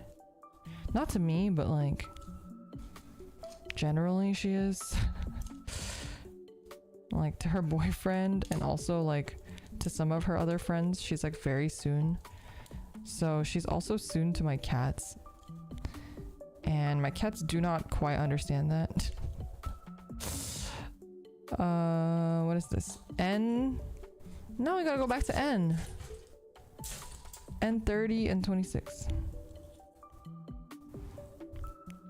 So they need to spend some quality time together. Gotta soon each other out. You know. Your cats know when you're streaming? Well, I don't know if you just heard, but that was Tragle in the background screaming.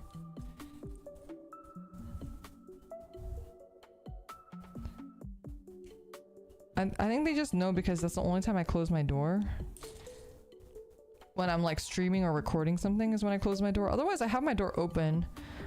And my roommate usually has her door open too, so we just like walk into each other's room and like chat or like see what each other is doing, and we're like, oh, like what are you doing, or like are you playing Honkai, and then we'll just like chat about whatever, or like give each other snacks and stuff like that.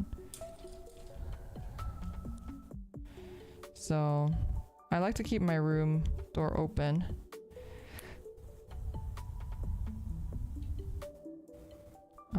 This one goes up like this. Oh my god. Tragle is scratching at my door. Fucking. Why are you meowing? You can't come in here. You're not allowed. B 17. 17. Yeah. Dun dun dun dun dun dun dun dun. Any better luck on Honkai? No. The thing is, I have no characters. I've been like, I mentioned it before, but I'm saving all of my gold tickets for Kafka and Blade. So I haven't used any gold tickets. I haven't used any gold tickets, so I'm only pulling on the white ticket banner, like the normal banner, non-pickup. And obviously that's like not going so hot for me. Yesterday I did like 10 pull and I got purple and I got a fucking light cone. Like I just have a billion light cones.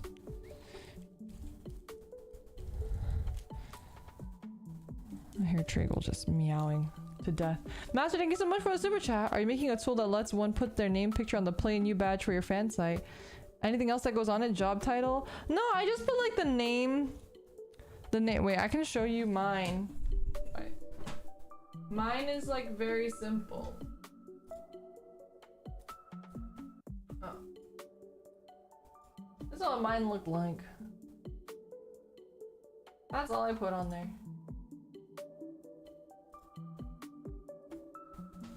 That's all I put. You're hoping you get lucky with Silverwolf? She's pretty cool. I heard she's pretty good too. I heard she is pretty good too.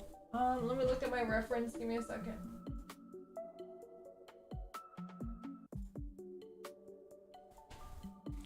Going to line a bit here. What's Lyra's job title? I'm the CEO of Playing You, obviously. Sure, thank you so much for the super chat. Went to Hobby Lobby to get a hand drill to poke out holes for my helicopter, but they're closed, Sag. Now I gotta get clamps to hold the fuselage together. Gotta go to a hobby store for a hand drill now. I think Hobby Lobbies, like, I think they're always closed on Sundays or something. I vaguely remember that being a thing. Sorry to hear that. I hope you get a hand drill soon. What do you have to drill? Like, what part of the helicopter are you drilling?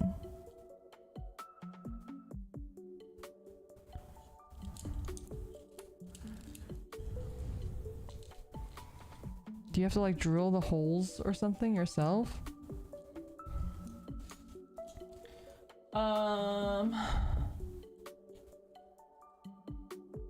Gonna do this one.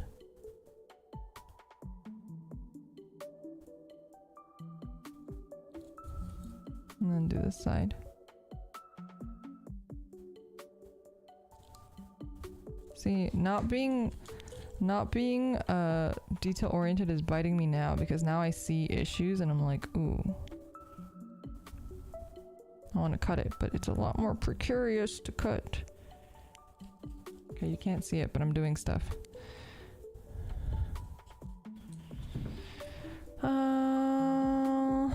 And this front part, give me a second.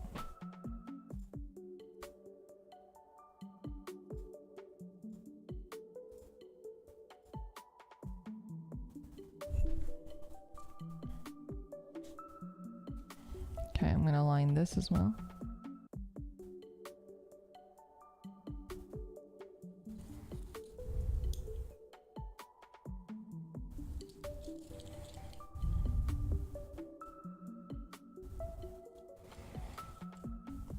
Okay. Hobby Lobby doesn't use barcodes? Wait, what the fuck do they do then? Is hiring nepotism? You know, I really don't like the way that the word nepotism has been used, especially in the context of VTubers. I think nepotism is usually when you're like related to the boss somehow. I think nepotism and being recommended and then being hired because you were recommended and qualified are different. Nepotism implies that you are not qualified for the job, and being recommended and then being qualified but then having higher value because somebody in the company knows you is very different. As someone who's worked in like the corporate setting for a very long time, I always take recommendations in fact, most companies will give you even a bonus for recommending people that you know or people you've worked with before, and then if they get hired and they stay on for 3 months, you'll usually get a bonus for that. Like, companies encourage that because it whittles out the crazies, because you know at least like this person has been pre-vetted some way. Someone that you already trust also trusts this person. Like, there are so many crazy people out there in the world. You'll hire random people and they'll just be fucking crazy. So I totally understand why, especially VTuber companies where emotions are very highly involved, where you'd want to weed out crazy people and you'd rather hire people that know your existing talents. Like, that makes so much sense to me. I know people like get really angry about that, but as long as they're qualified, I think it's different. If you're unqualified and you got in just because you knew somebody, yes, that is nepotism. But if you're coming in on a recommendation and you are qualified for that position, I think that's absolutely fair and it makes complete sense. That's my rant. That's my rant on nepotism. Anyway, I feel like it's like just become like a buzzword now that people like to like use to like just shit on people or give people a hard time. And I just think like working in tech for so long, it's like, no, you like the amount of recommendations are so valued because you just don't want crazy people, especially in somewhere like VTubing where you see people. You see VTubers who straight up like dox their gen mates. Like, that's so like scary. And those people are just crazy people, right? Like, people who dox their like in a world of VTubing where stuff like that is so I don't want to say sensitive, but like there's a lot of sensitive information being handled and it could be like career ruining for some people. I completely understand why you'd want to hire someone based off of recommendation as opposed to just hiring fucking randos off the internet.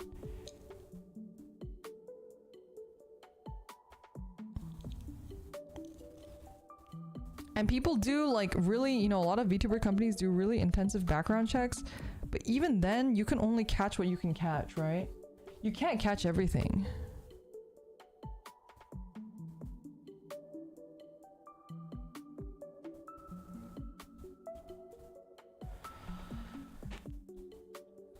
How do you decide if someone is qualified to be a VTuber? If you ran a company, would you not take people without prior positive streaming experience? Okay, well, I think that's a very difficult question to ask because it depends on, okay, so if I'm the CEO, let's say that I'm the CEO of a VTuber company. What am I looking for? What am I looking for this gen? What is the appeal of this new gen, right? That's the first question, right? What does this gen need?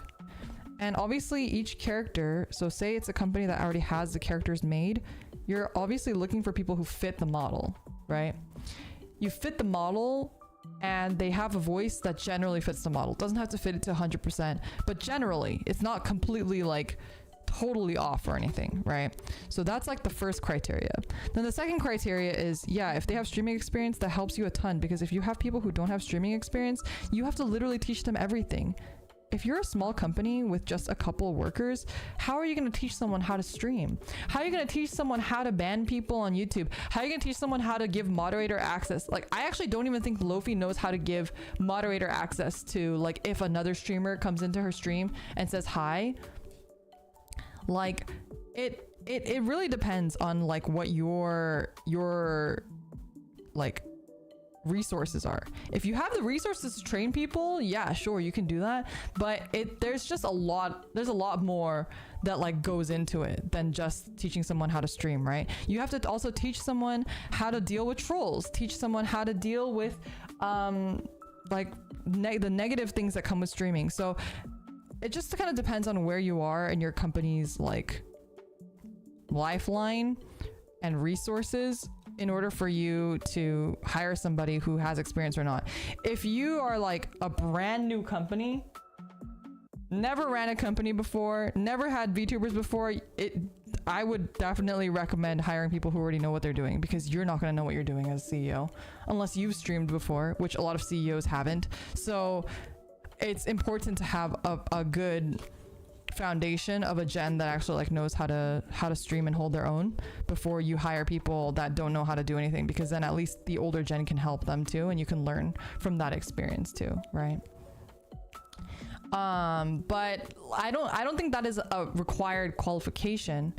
So what I'm saying is that it depends on your resources. It depends on what you want. It depends on what you're looking for. If I'm looking for, say, a streamer who does mostly content creation, and I mean, this is content creation, but like more content creation focused than streaming, for example. So not a streamer traditionally, but more like a traditional YouTuber that makes scripted content, then I'm gonna obviously not hire someone like Leora, because Leora is not good at scripted content, obviously. So it's just one of those things where you have to pick and choose what you're looking for in that gen, right? Anyway, it's a little bit more nuanced than just like, are they a good streamer or not? It depends on what you're looking for as a CEO too, and what fits your goals. And also like, yeah, are they entertaining? I think you have to like really like believe in their stream. You have to find value in their stream in order for anybody else to find value in it, right?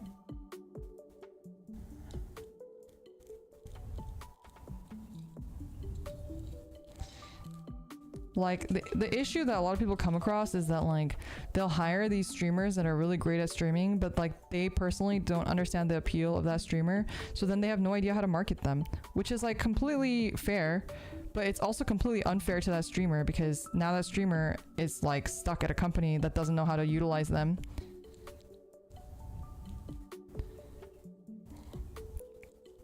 Right? But it'd be like that. Sometimes you think the company knows what they're doing, but they don't. A lot of companies are like that. Suppose I was mostly wondering if you'd be willing to take on fresh, unknown people. I think if you see the potential, that's totally fair. But like I said, say that I'm not a streamer, say that I'm just Joe Schmo. I'm Joe Schmo and I'm starting a brand new VTubing company. I love VTubers, but I've never streamed before. I would advise Joe Schmo to not hire somebody who hasn't streamed before. I would, unless you know what you're doing and you know how to run a stream. Your first generation shouldn't be people who don't know how to stream, because no matter how good they are, if you can't give them the support, if you can't answer their questions, you're not leading them to success. You could save them for like Gen 2 if you have a Gen 1 that knows how to stream, and now you as a CEO have gained the experience of learning how to manage streamers. I think it's completely different. Also, Gura has had streaming experience before, so it's a little bit different. I think it's really difficult to compare it to HoloLive as well, because HoloLive is a company that had been streaming and had experience with streaming far before EN ever debuted. So I think it's not really a true comparison to this situation either, because it's a little bit different. We're talking about like a situation where it's a young company, right? It's a young company that doesn't have the resources to make even like VNU.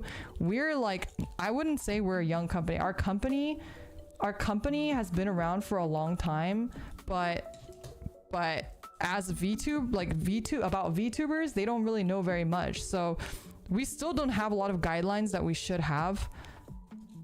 They're working on it, but we don't have them yet. And it's just part of the process, right?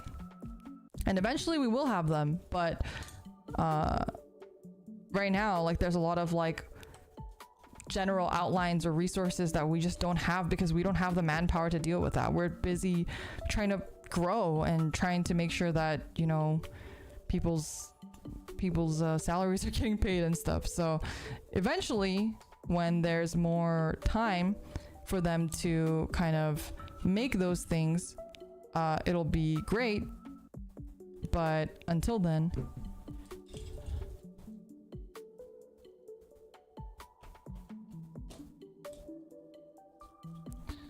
yeah, so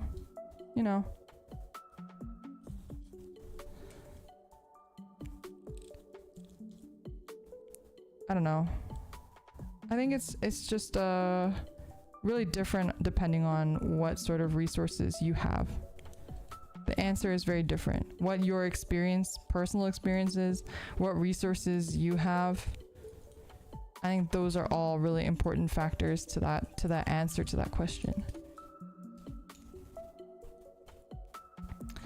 N 1 2 3.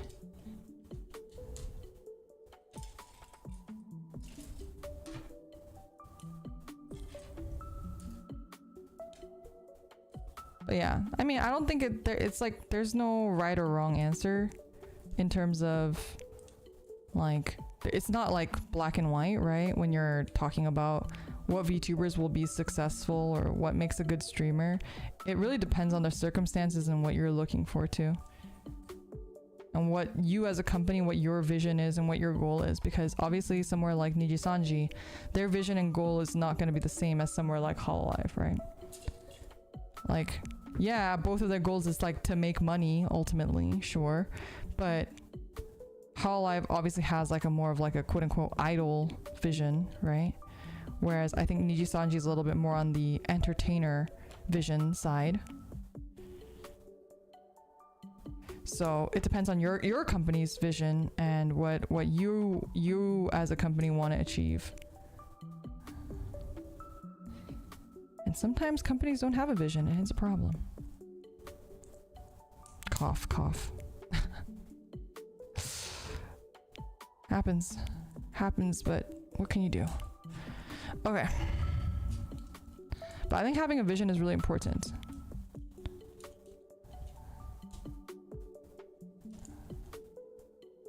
Okay, next foot. We're almost there. Almost there.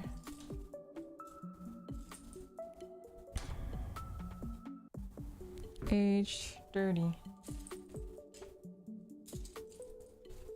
Sinanju leg design is so good. It's beautiful, honestly, and it's chunky.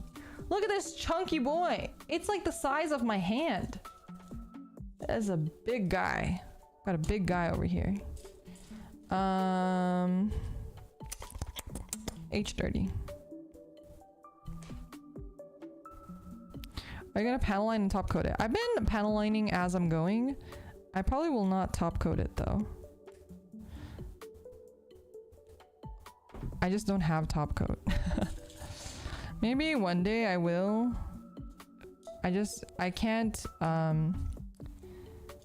don't want to say I can't afford it because that's not true. It's not that I can't afford it. It's just I can't make any sort of investments, especially with a lot of the painting stuff. Because one, I don't know if I'm going to be doing it for a long time. Like I might just hate it. I might hate the whole painting process. Two, I just feel like I don't do much with my Gunpla. I just display them. So it's not like worth the money and effort to do a lot of the extra steps. Oh shit. Did I put it in the wrong side? I did not. I don't know how I didn't put it on the wrong side, but I didn't. Good thing I don't follow instructions very well. Okay, gotta go back into this one with the ends.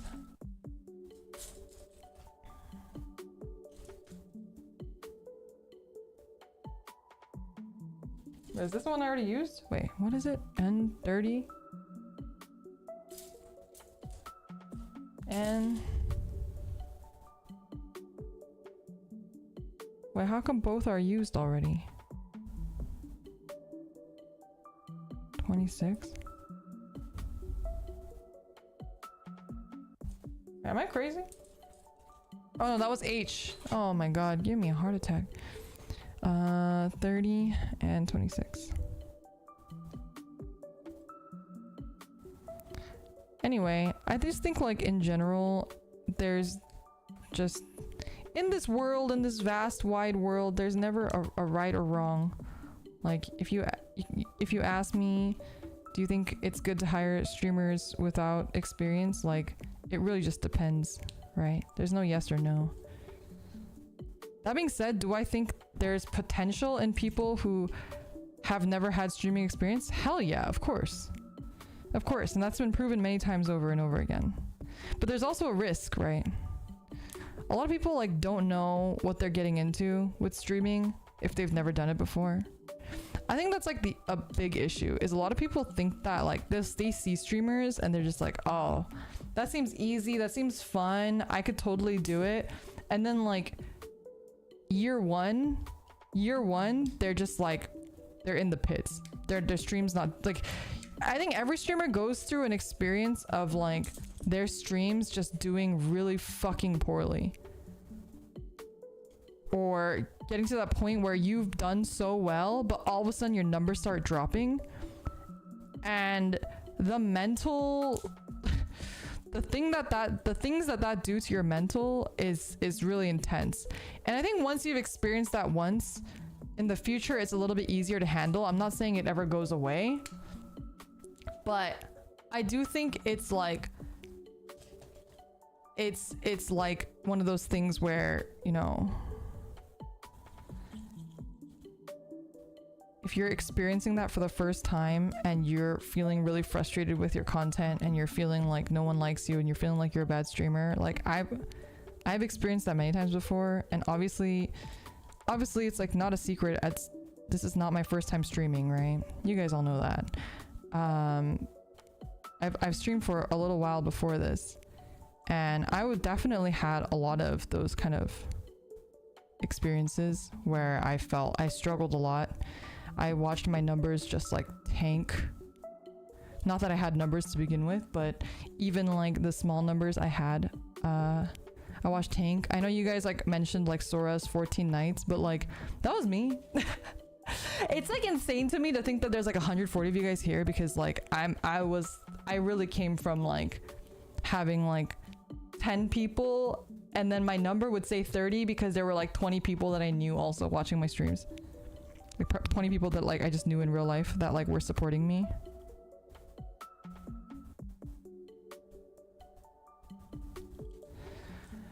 So it's pretty crazy to think that I've come this far, and obviously like I'm not satisfied with that though. Oh, like I think I can do better. I think I can do better, and I'm working towards that, but you know, it's hard. But anyway, sorry, to go back to the original thing that we're talking about. I think it's just really difficult if you've never experienced something like that. Like when you work really hard and then get your numbers up and say you have like 100 viewers, and then all of a sudden it just starts dropping. You get 70 viewers, you get 50 viewers.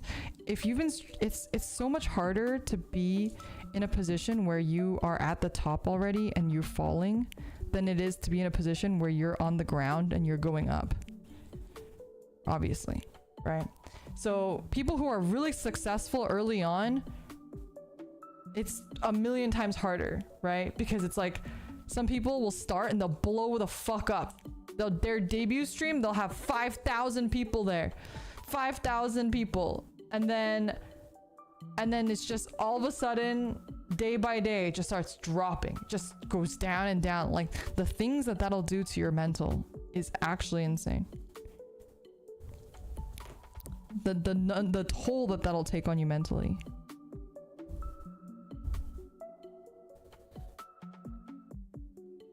It's much easier being a streamer who was already bad in terms of numbers and then slowly making your way up. But it's still frustrating, right? To like not see growth, to be stagnating. It's still frustrating. Of course it is. But that's just all part of streaming. And you kind of have to just grow a thick skin about it.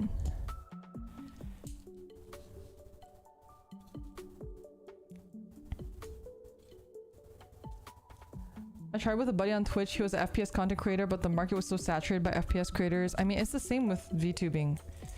People who want to start VTubing now, I'm like, bro, good luck.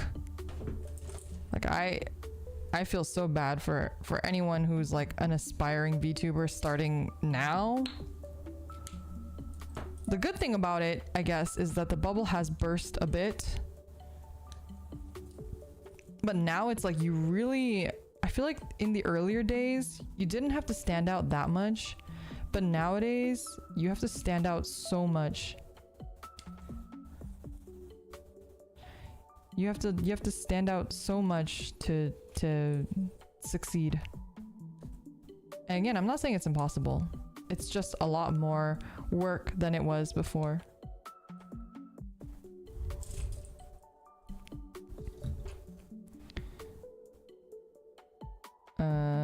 Like this. Then like this. Huh.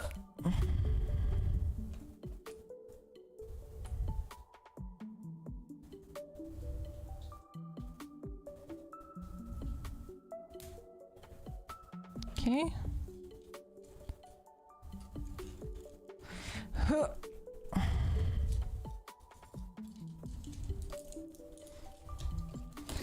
There we go. I know some companies that have an analysis that help tackle that problem with the VTuber. Yeah, I mean, if you have that sort of resource, that's really awesome. But I think a lot of people who are starting out now are usually indie, right? A lot of indie people. And like, again, I hate to like harp on this question for so long, but if you are like someone who's an aspiring VTuber and like wants to get into somewhere like Hololive or Nijisanji, like, I'm telling you this now, they are not going to hire somebody who doesn't have experience right now. They might have been able to be willing to take that risk before, but I think now the risk is like too great for them. I mean, if you've made other types of content, it's possible, but like if you're talking about like you've never been a content creator, period, you've never uploaded anything on YouTube in your life, it's gonna be really difficult.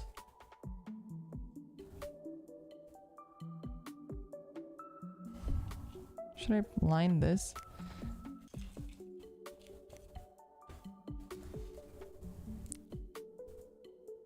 I'm scared of lining this one. Oh, but it looks nice.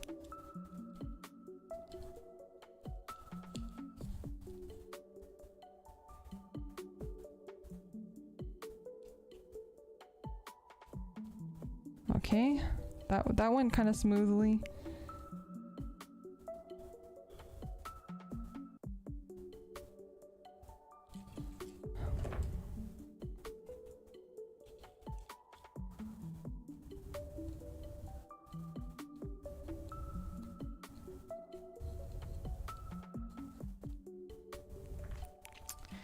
Dude, you'd be so much better doing your own thing. So here's the thing. It's more difficult than you think. It's more difficult than you think, and coming from someone who was doing their own thing before, I could not be more grateful to the experience that I've had. There's obviously been issues. There's obviously a lot of things I'm unhappy with as a company. But I would much rather be corporate than ever be indie again. It's so hard being indie. It's so hard. What are the pros of being with a company rather than being solo? I think first of all, there is a brand loyalty that a lot of fans have. There are people who are just fans of the company and will show up to your streams because they like the company, which is really awesome, and we're really grateful for those people. But there's a lot of brand loyalty that comes with it. Also, on top of that, it allows you a lot more opportunities. So for example, like sponsorships and stuff, it's a lot easier for people to be willing to give that to somebody who has corporate backing, because the company, and I'm not like, it's not just a thing, it's just like, if you think about it logically, the company that's giving you a sponsorship is more likely to trust somebody that has corporate backing, because they know that this person has stakes, right? If they call out and say shit about your sponsorship, they treat your sponsorship like ass, they scam you, whatever, they know that at least you'll be reprimanded for it, so they have a lot less risk by sponsoring you. if you sponsor a random person, there's a high chance, I mean, they probably wouldn't because they want more sponsorships in the future, but you don't know, there's fucking crazy people out there. You don't know what they're gonna do with your brand, your image. There's no repercussions for them. There's no repercussions for them, so they can do whatever, right?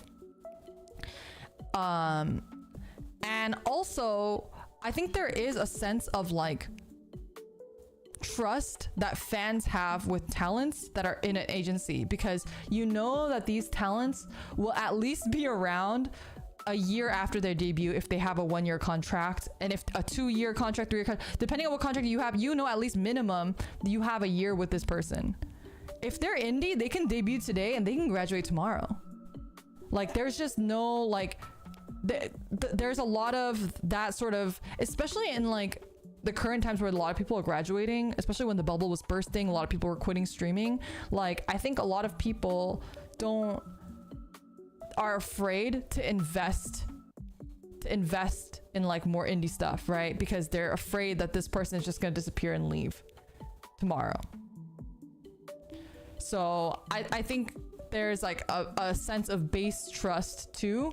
So that also adds to that. You know that this person is contracted to stay at least for a while. Hi Nova, how are you doing today? Did you go to locals today, Nova?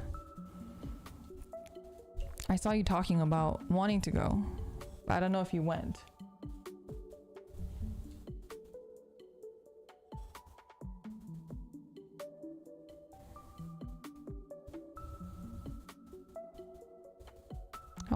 I didn't go to locals, but I was playing Vanguard yesterday with my roommate. 'Twas very fun. It's like fucking relearn my entire deck because I haven't played in so long. I went to the card shop the other day and the guy was like, you know, we have locals on the weekend. You should stop by sometime. I was like, ah ha ha ha ha ha. Wish I wasn't so antisocial. But like the card shop near me, which is the one that I went to, I've never been to their locals, but the shop guy is really nice. And he always remembers me. He's like, oh, you're the Vanguard girl. you're that girl that plays Vanguard. I was like, oh shit, yeah, that's me.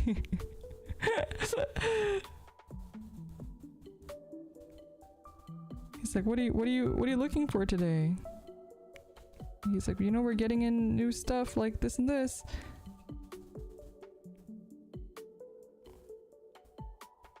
It's funny.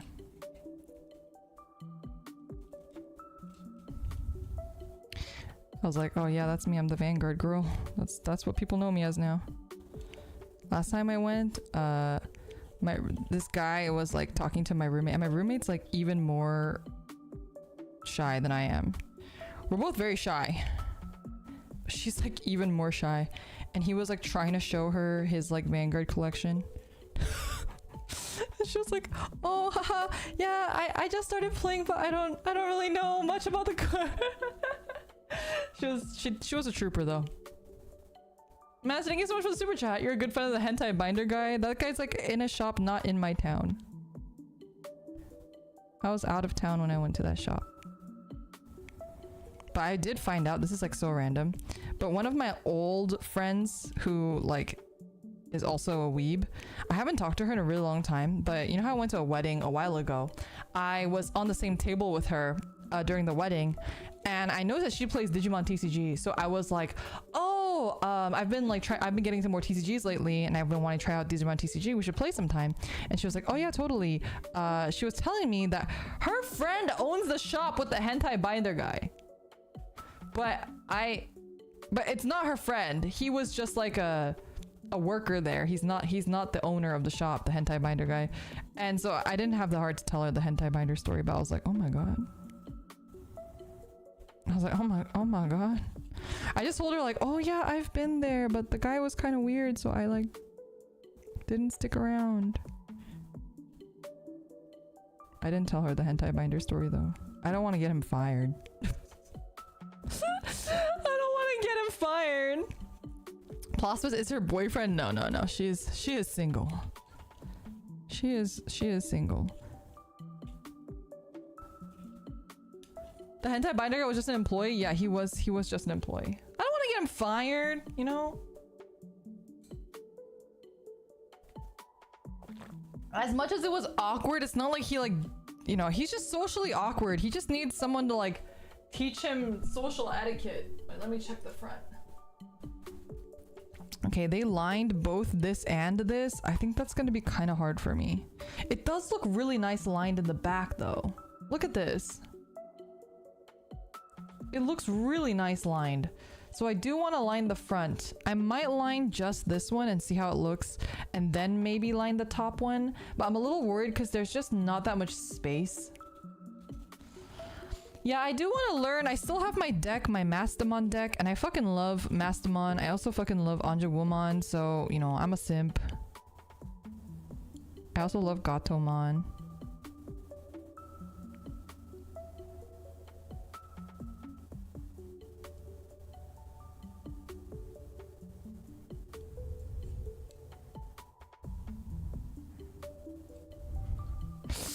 Oh, the space up here is so tiny. Top 3 card games you play at the moment? Shadowverse, Vanguard, and Yu-Gi-Oh, I guess. But like I said, we're getting a TCG sponsorship soon, hopefully, so maybe that'll change. Who knows? Have I seen Ghost Game? I haven't. I heard it was good though. I've been meaning to watch it. Just haven't had the time. You like that one character from Ghost Game, right? Nova. I remember you said you wanted to build that Digimon's deck because you liked them in Ghost Game. I mean, Shadowverse Evolve is new. So I obviously haven't played that one yet because it's only out in Japan right now. But it sucks because I really want to get into it. I just can't afford it. I just can't afford it, you guys. I can't afford another TCG.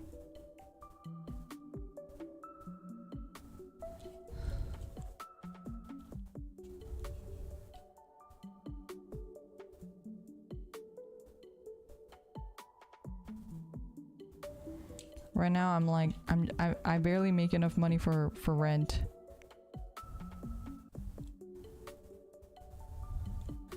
So I'm living off my savings currently, you know? So that's okay. After this trip, I have to really get on the job hunt grind. I haven't been trying all that hard because I like my life right now, even though I don't have a lot of money. I'm really enjoying life as it is right now. Being able to stream full time has been such a joy. I really couldn't ask for anything better, but you know, all good things must come to an end. Maybe I won't line the top. It's a little precarious and I like the way it looks with the line on the bottom.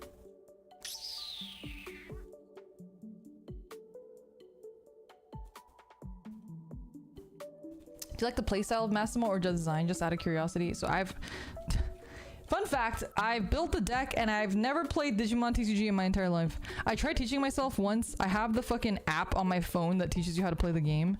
So I'm like committed to learning it. I want to learn how to play it. There's nobody around me that plays it. I don't have anyone that plays it, so...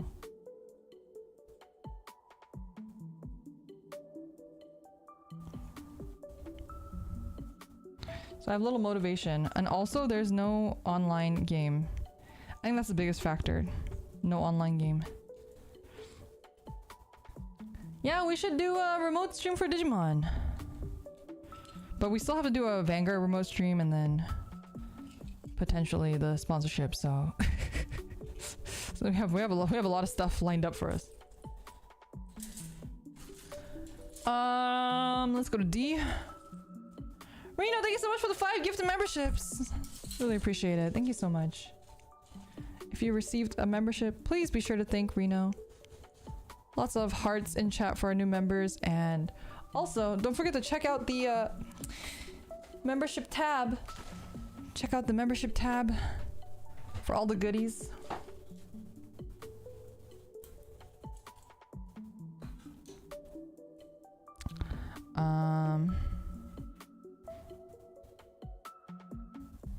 D 28? Oh, I see. Let's get H first, actually.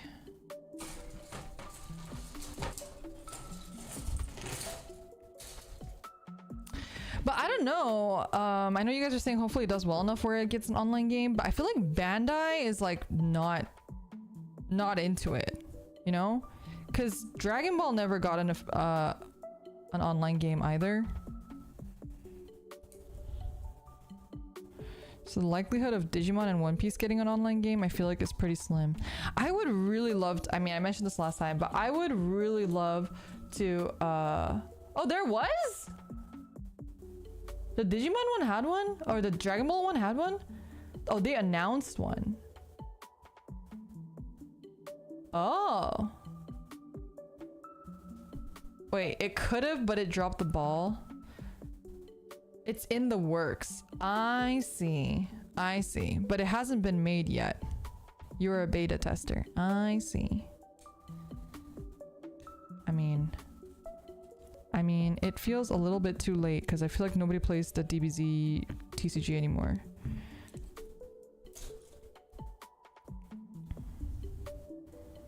They're releasing too many TCGs. Well, such is the name of the game.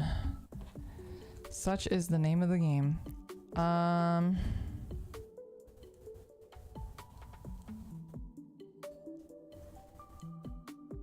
we go.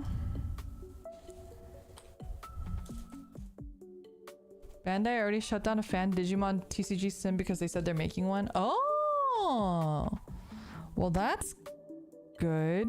Question mark. Well, it's not good that they shut it down. They should shut it down after they make it. Why shut it down before it's been made?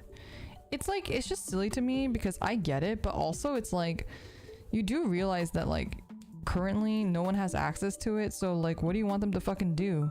If you want people to play your fucking game, at least let them have some way to access it. Okay, which way is this? The fuck?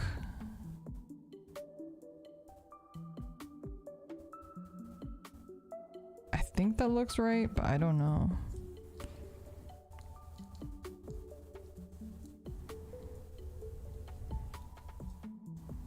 That looks wrong.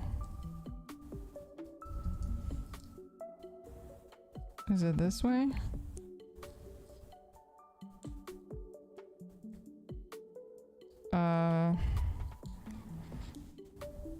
I guess it looks slightly better, but now I want to cut this nub off.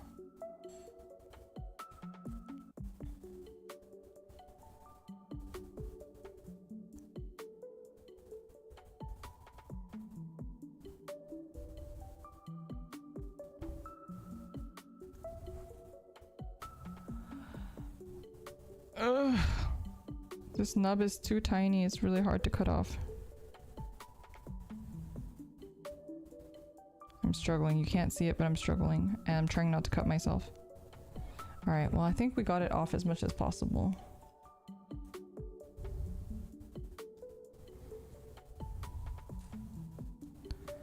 Oh yeah.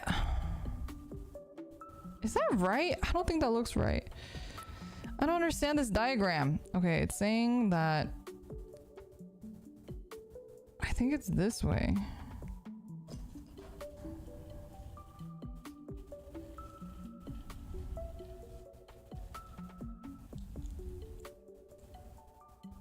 Alright, I think that's it. It's weird because there's like a gap here.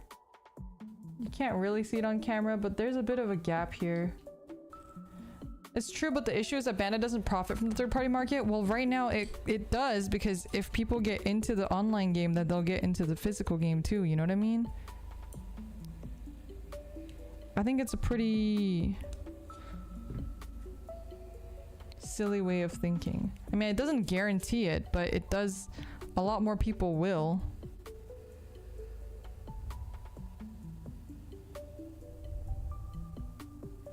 Be likely to play the physical game. Ugh. Okay, sorry, I'm struggling again. Cutting the nubbins. Alright, I did my best. I think this is the right way.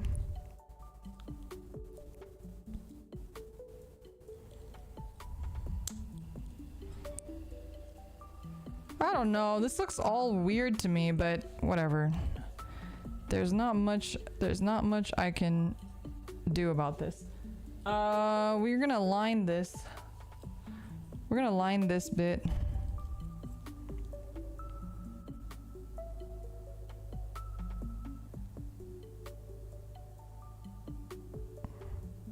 Oh, it looks bad. Okay, that looks a little bit better.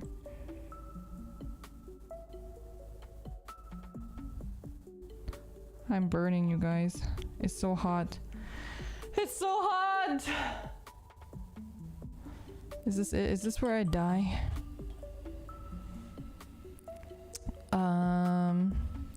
We do this twice. Turn on a fan? I don't have a fan. I don't have a fan. I've asked for it on my wish list, but it's an expensive fan. I asked for an expensive fan on my wish list because I feel like it'll go longer.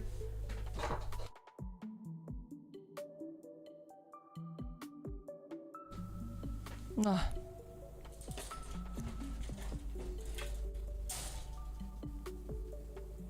Is it a Dyson fan? Yeah, I asked for a Dyson fan. On a wish list? Yeah, I have like a personal wish list. I have a personal wish list. I can't really talk about it more than that, but I have a personal wish list.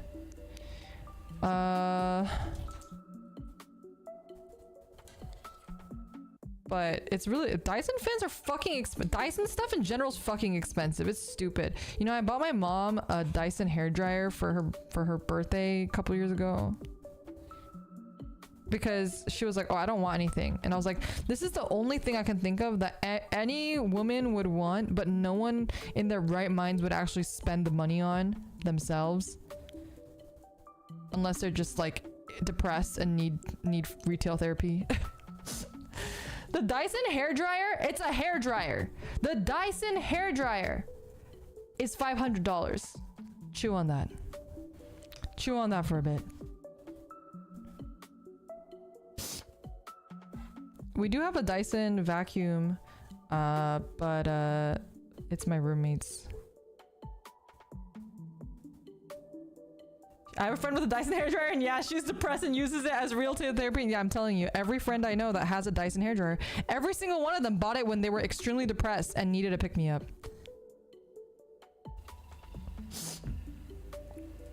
I don't need a hairdryer. I don't need a Dyson hairdryer. I'm okay with my Costco hairdryer. I'm not in need of that. But I do think the Dyson fan is really nice because, again, it has heat and cooling. And it's not just like a fan, it like has like a bit of a cooling system in it. My roommate has one. And hers is really nice, so.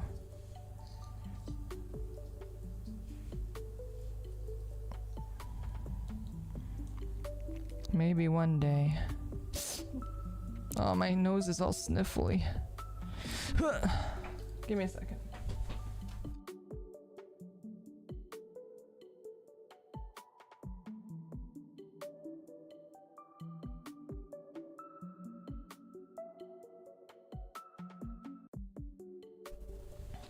You got your drill bit set. Time to get rubber bands or clamps to hold my help cover fuselage together. Thank you so much for the super chat, Shirat. Where'd you end up getting it? Was there like a different hobby shop that you got to go to?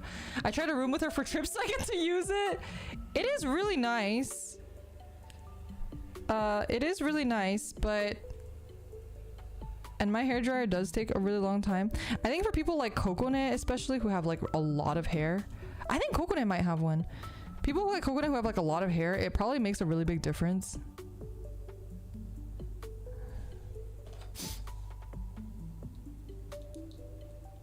You know what I really wanted? For a while, I wanted the Dyson Airwrap because one of my friends had it. She also bought it when she was depressed and needed retail therapy, and I tried it, and it's actually really, really nice. Really easy to like do your hair really nice. It's like easy and fast. So I was like, oh, that's pretty cool.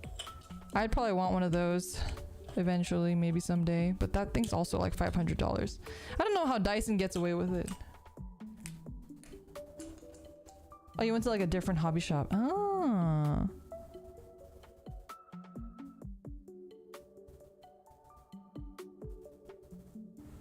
penguin, Pegasus hobbies. I read it as penguin.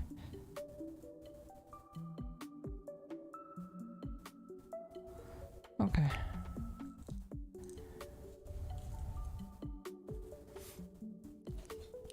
Gym is ultimate therapy, no cap. This is true, but when you're depressed, sometimes you just don't want to go to the gym. You just don't want to go outside at all, actually.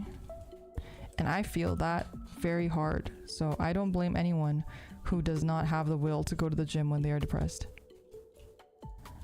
Because I barely have the will to go to the gym when I'm not depressed. Is this supposed to overlap like this? This feels kind of weird.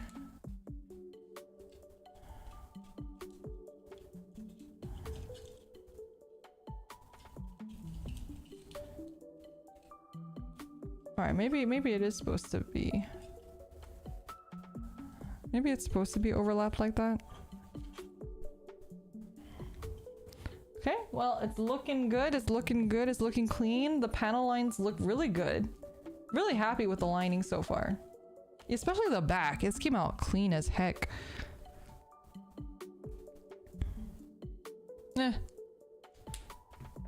This...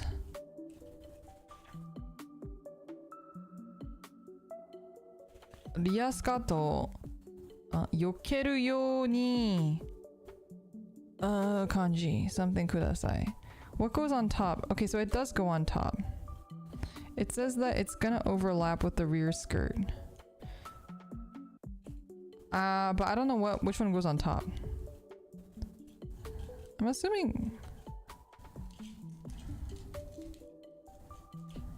maybe like this. I don't know. I think that looks good.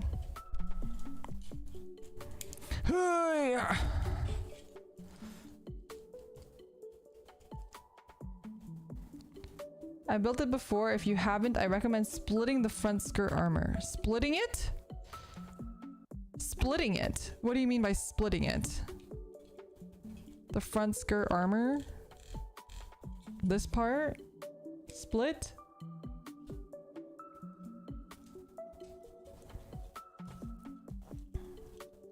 Oh, you're thinking of the high grade. Okay, no worries. I have the high grade too. He's sitting over there. You just picked up the 1/100 aerial from your local hobby shop. It looks good from the box so far. Ooh, very exciting.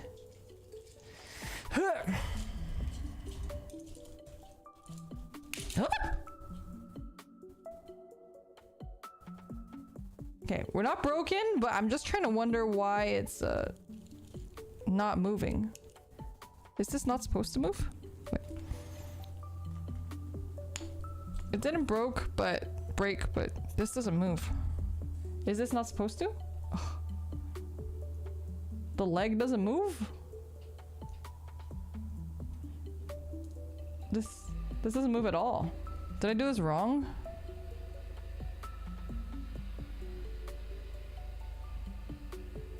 It should move? Okay, wait. Does this one move? No, this one doesn't move either.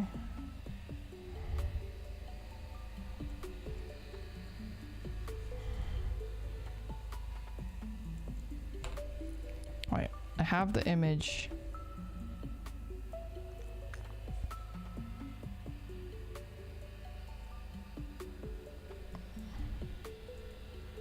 It looks like it should move this much. It looks like this is how much it should move by. Like if I lift this back part, it should go pew like this way. It might just be tight. I'm afraid to break it. I don't think I can split it either. It's really in there.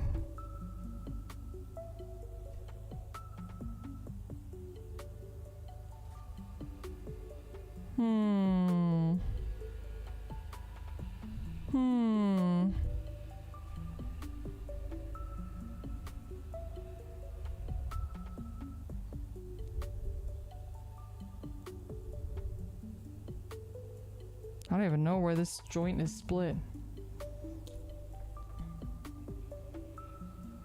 It should move. Do I have hand soap? Why? Will that help it split? Oh, to help it, like to like grease it. Well, I feel like this maybe I can't imagine doing it wrong. Oh no, I did do it wrong. It's upside down. I see it now. Ah shit. Okay, I have to split this somehow. I did it upside down. This one's not upside down though. Wait, what? Wait, what?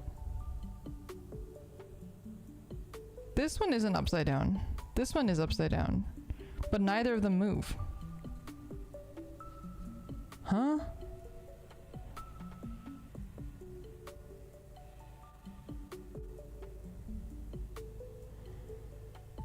Wait, I'm confused.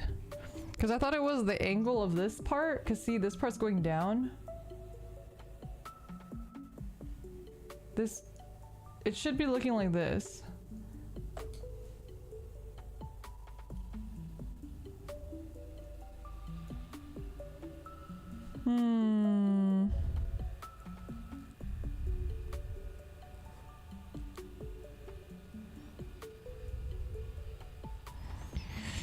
Okay, I'm gonna try not to like break my nail because my nails are very brittle.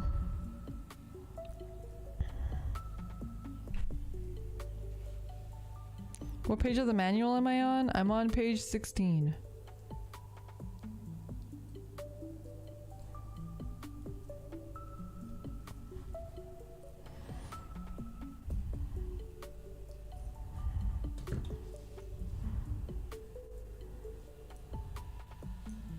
If I loosen it up that much, will it move? It won't move.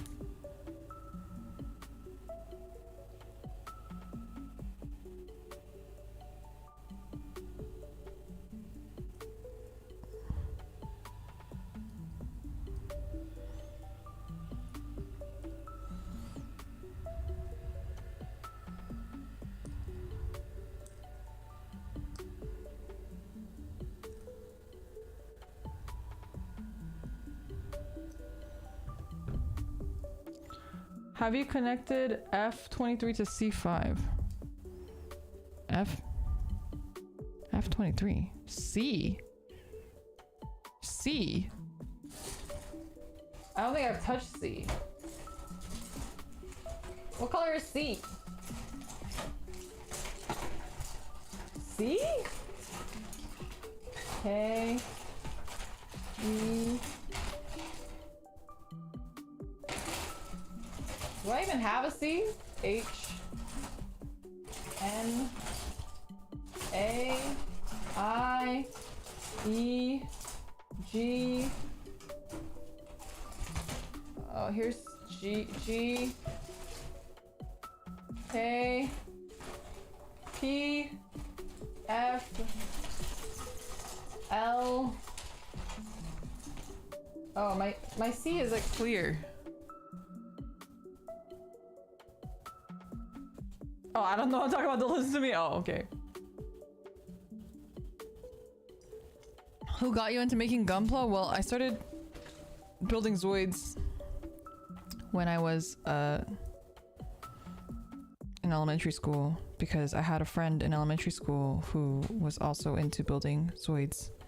So we used to go to like this place in Chinatown that sold Zoids and like other import toys.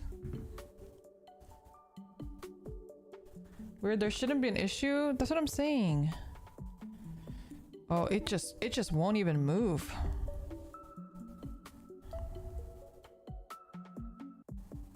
Is it the hand soap, you think?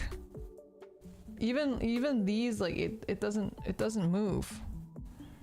These two together. They're just in so tight. Do I need to hand soap this bit? I've never had to hand soap. I never had to hand soap Gundams before, so I'm a little nervous, not gonna lie. Soap up my Gundams. I didn't know girls that age were interested in Zoids. Well, I was a tomboy, and so was my friend. We were both tomboys, and we both loved like Pokemon and Digimon and stuff, and I think she watched Zoids on TV. I didn't have cable at the time, So I didn't watch Zoids until much later. I think I watched a couple episodes while I was like at her house, but I actually built the Zoids before I watched them.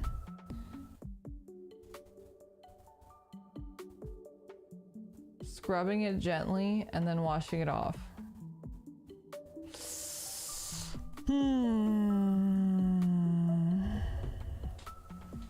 Can someone Google this? Can someone Google the Sinanju Stein leg joints not working? I've already like fucked up this bit to try to like remove it, but it's very stuck. Sinanju's frame is notorious for being tight and cracking. Maybe try separating it and shaving some plastic off the peg. I don't know if I can. I don't know if I can remove this. I might have to remove this off stream when I'm like able to manhandle it a little bit more. Manhandle it and like also just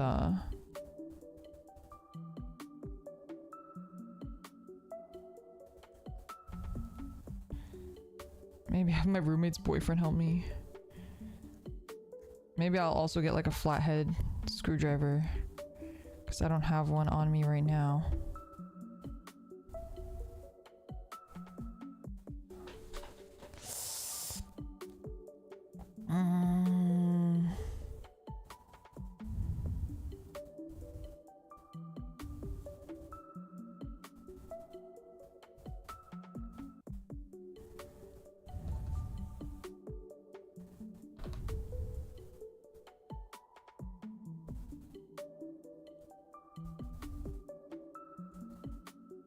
Google told you not to buy it because of the issues? Alright, well, it's too late. It's already been bought.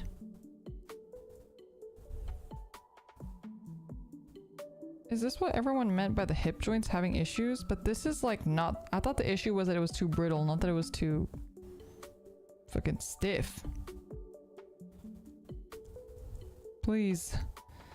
Please be free.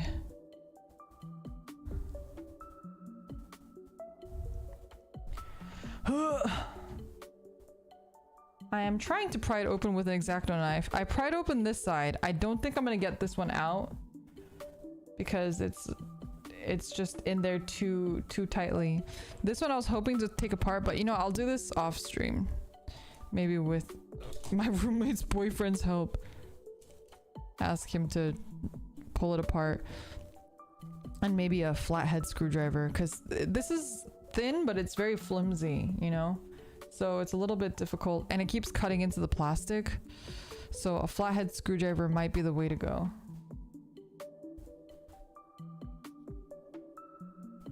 Okay. It's hot!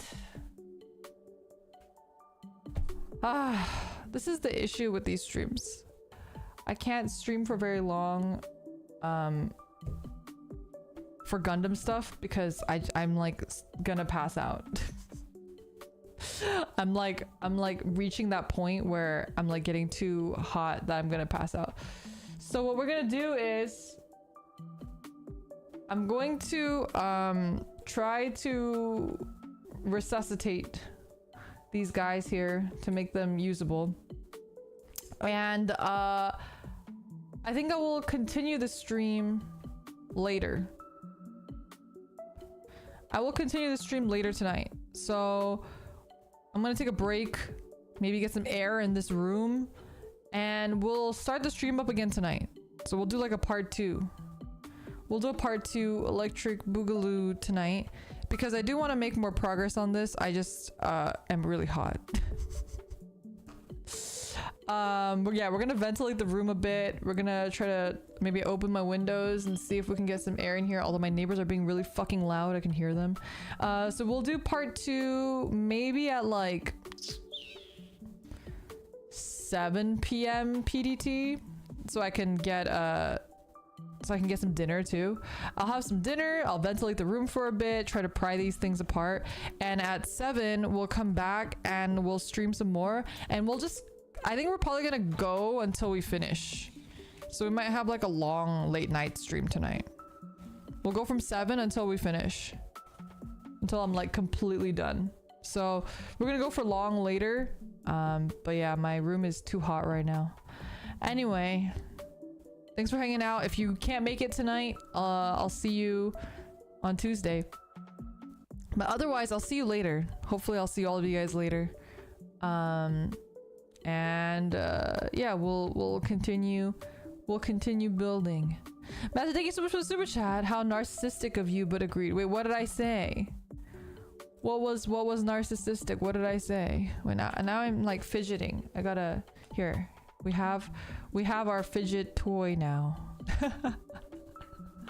What did I say? Oh, the room is hot. I see. Oh my god. All right.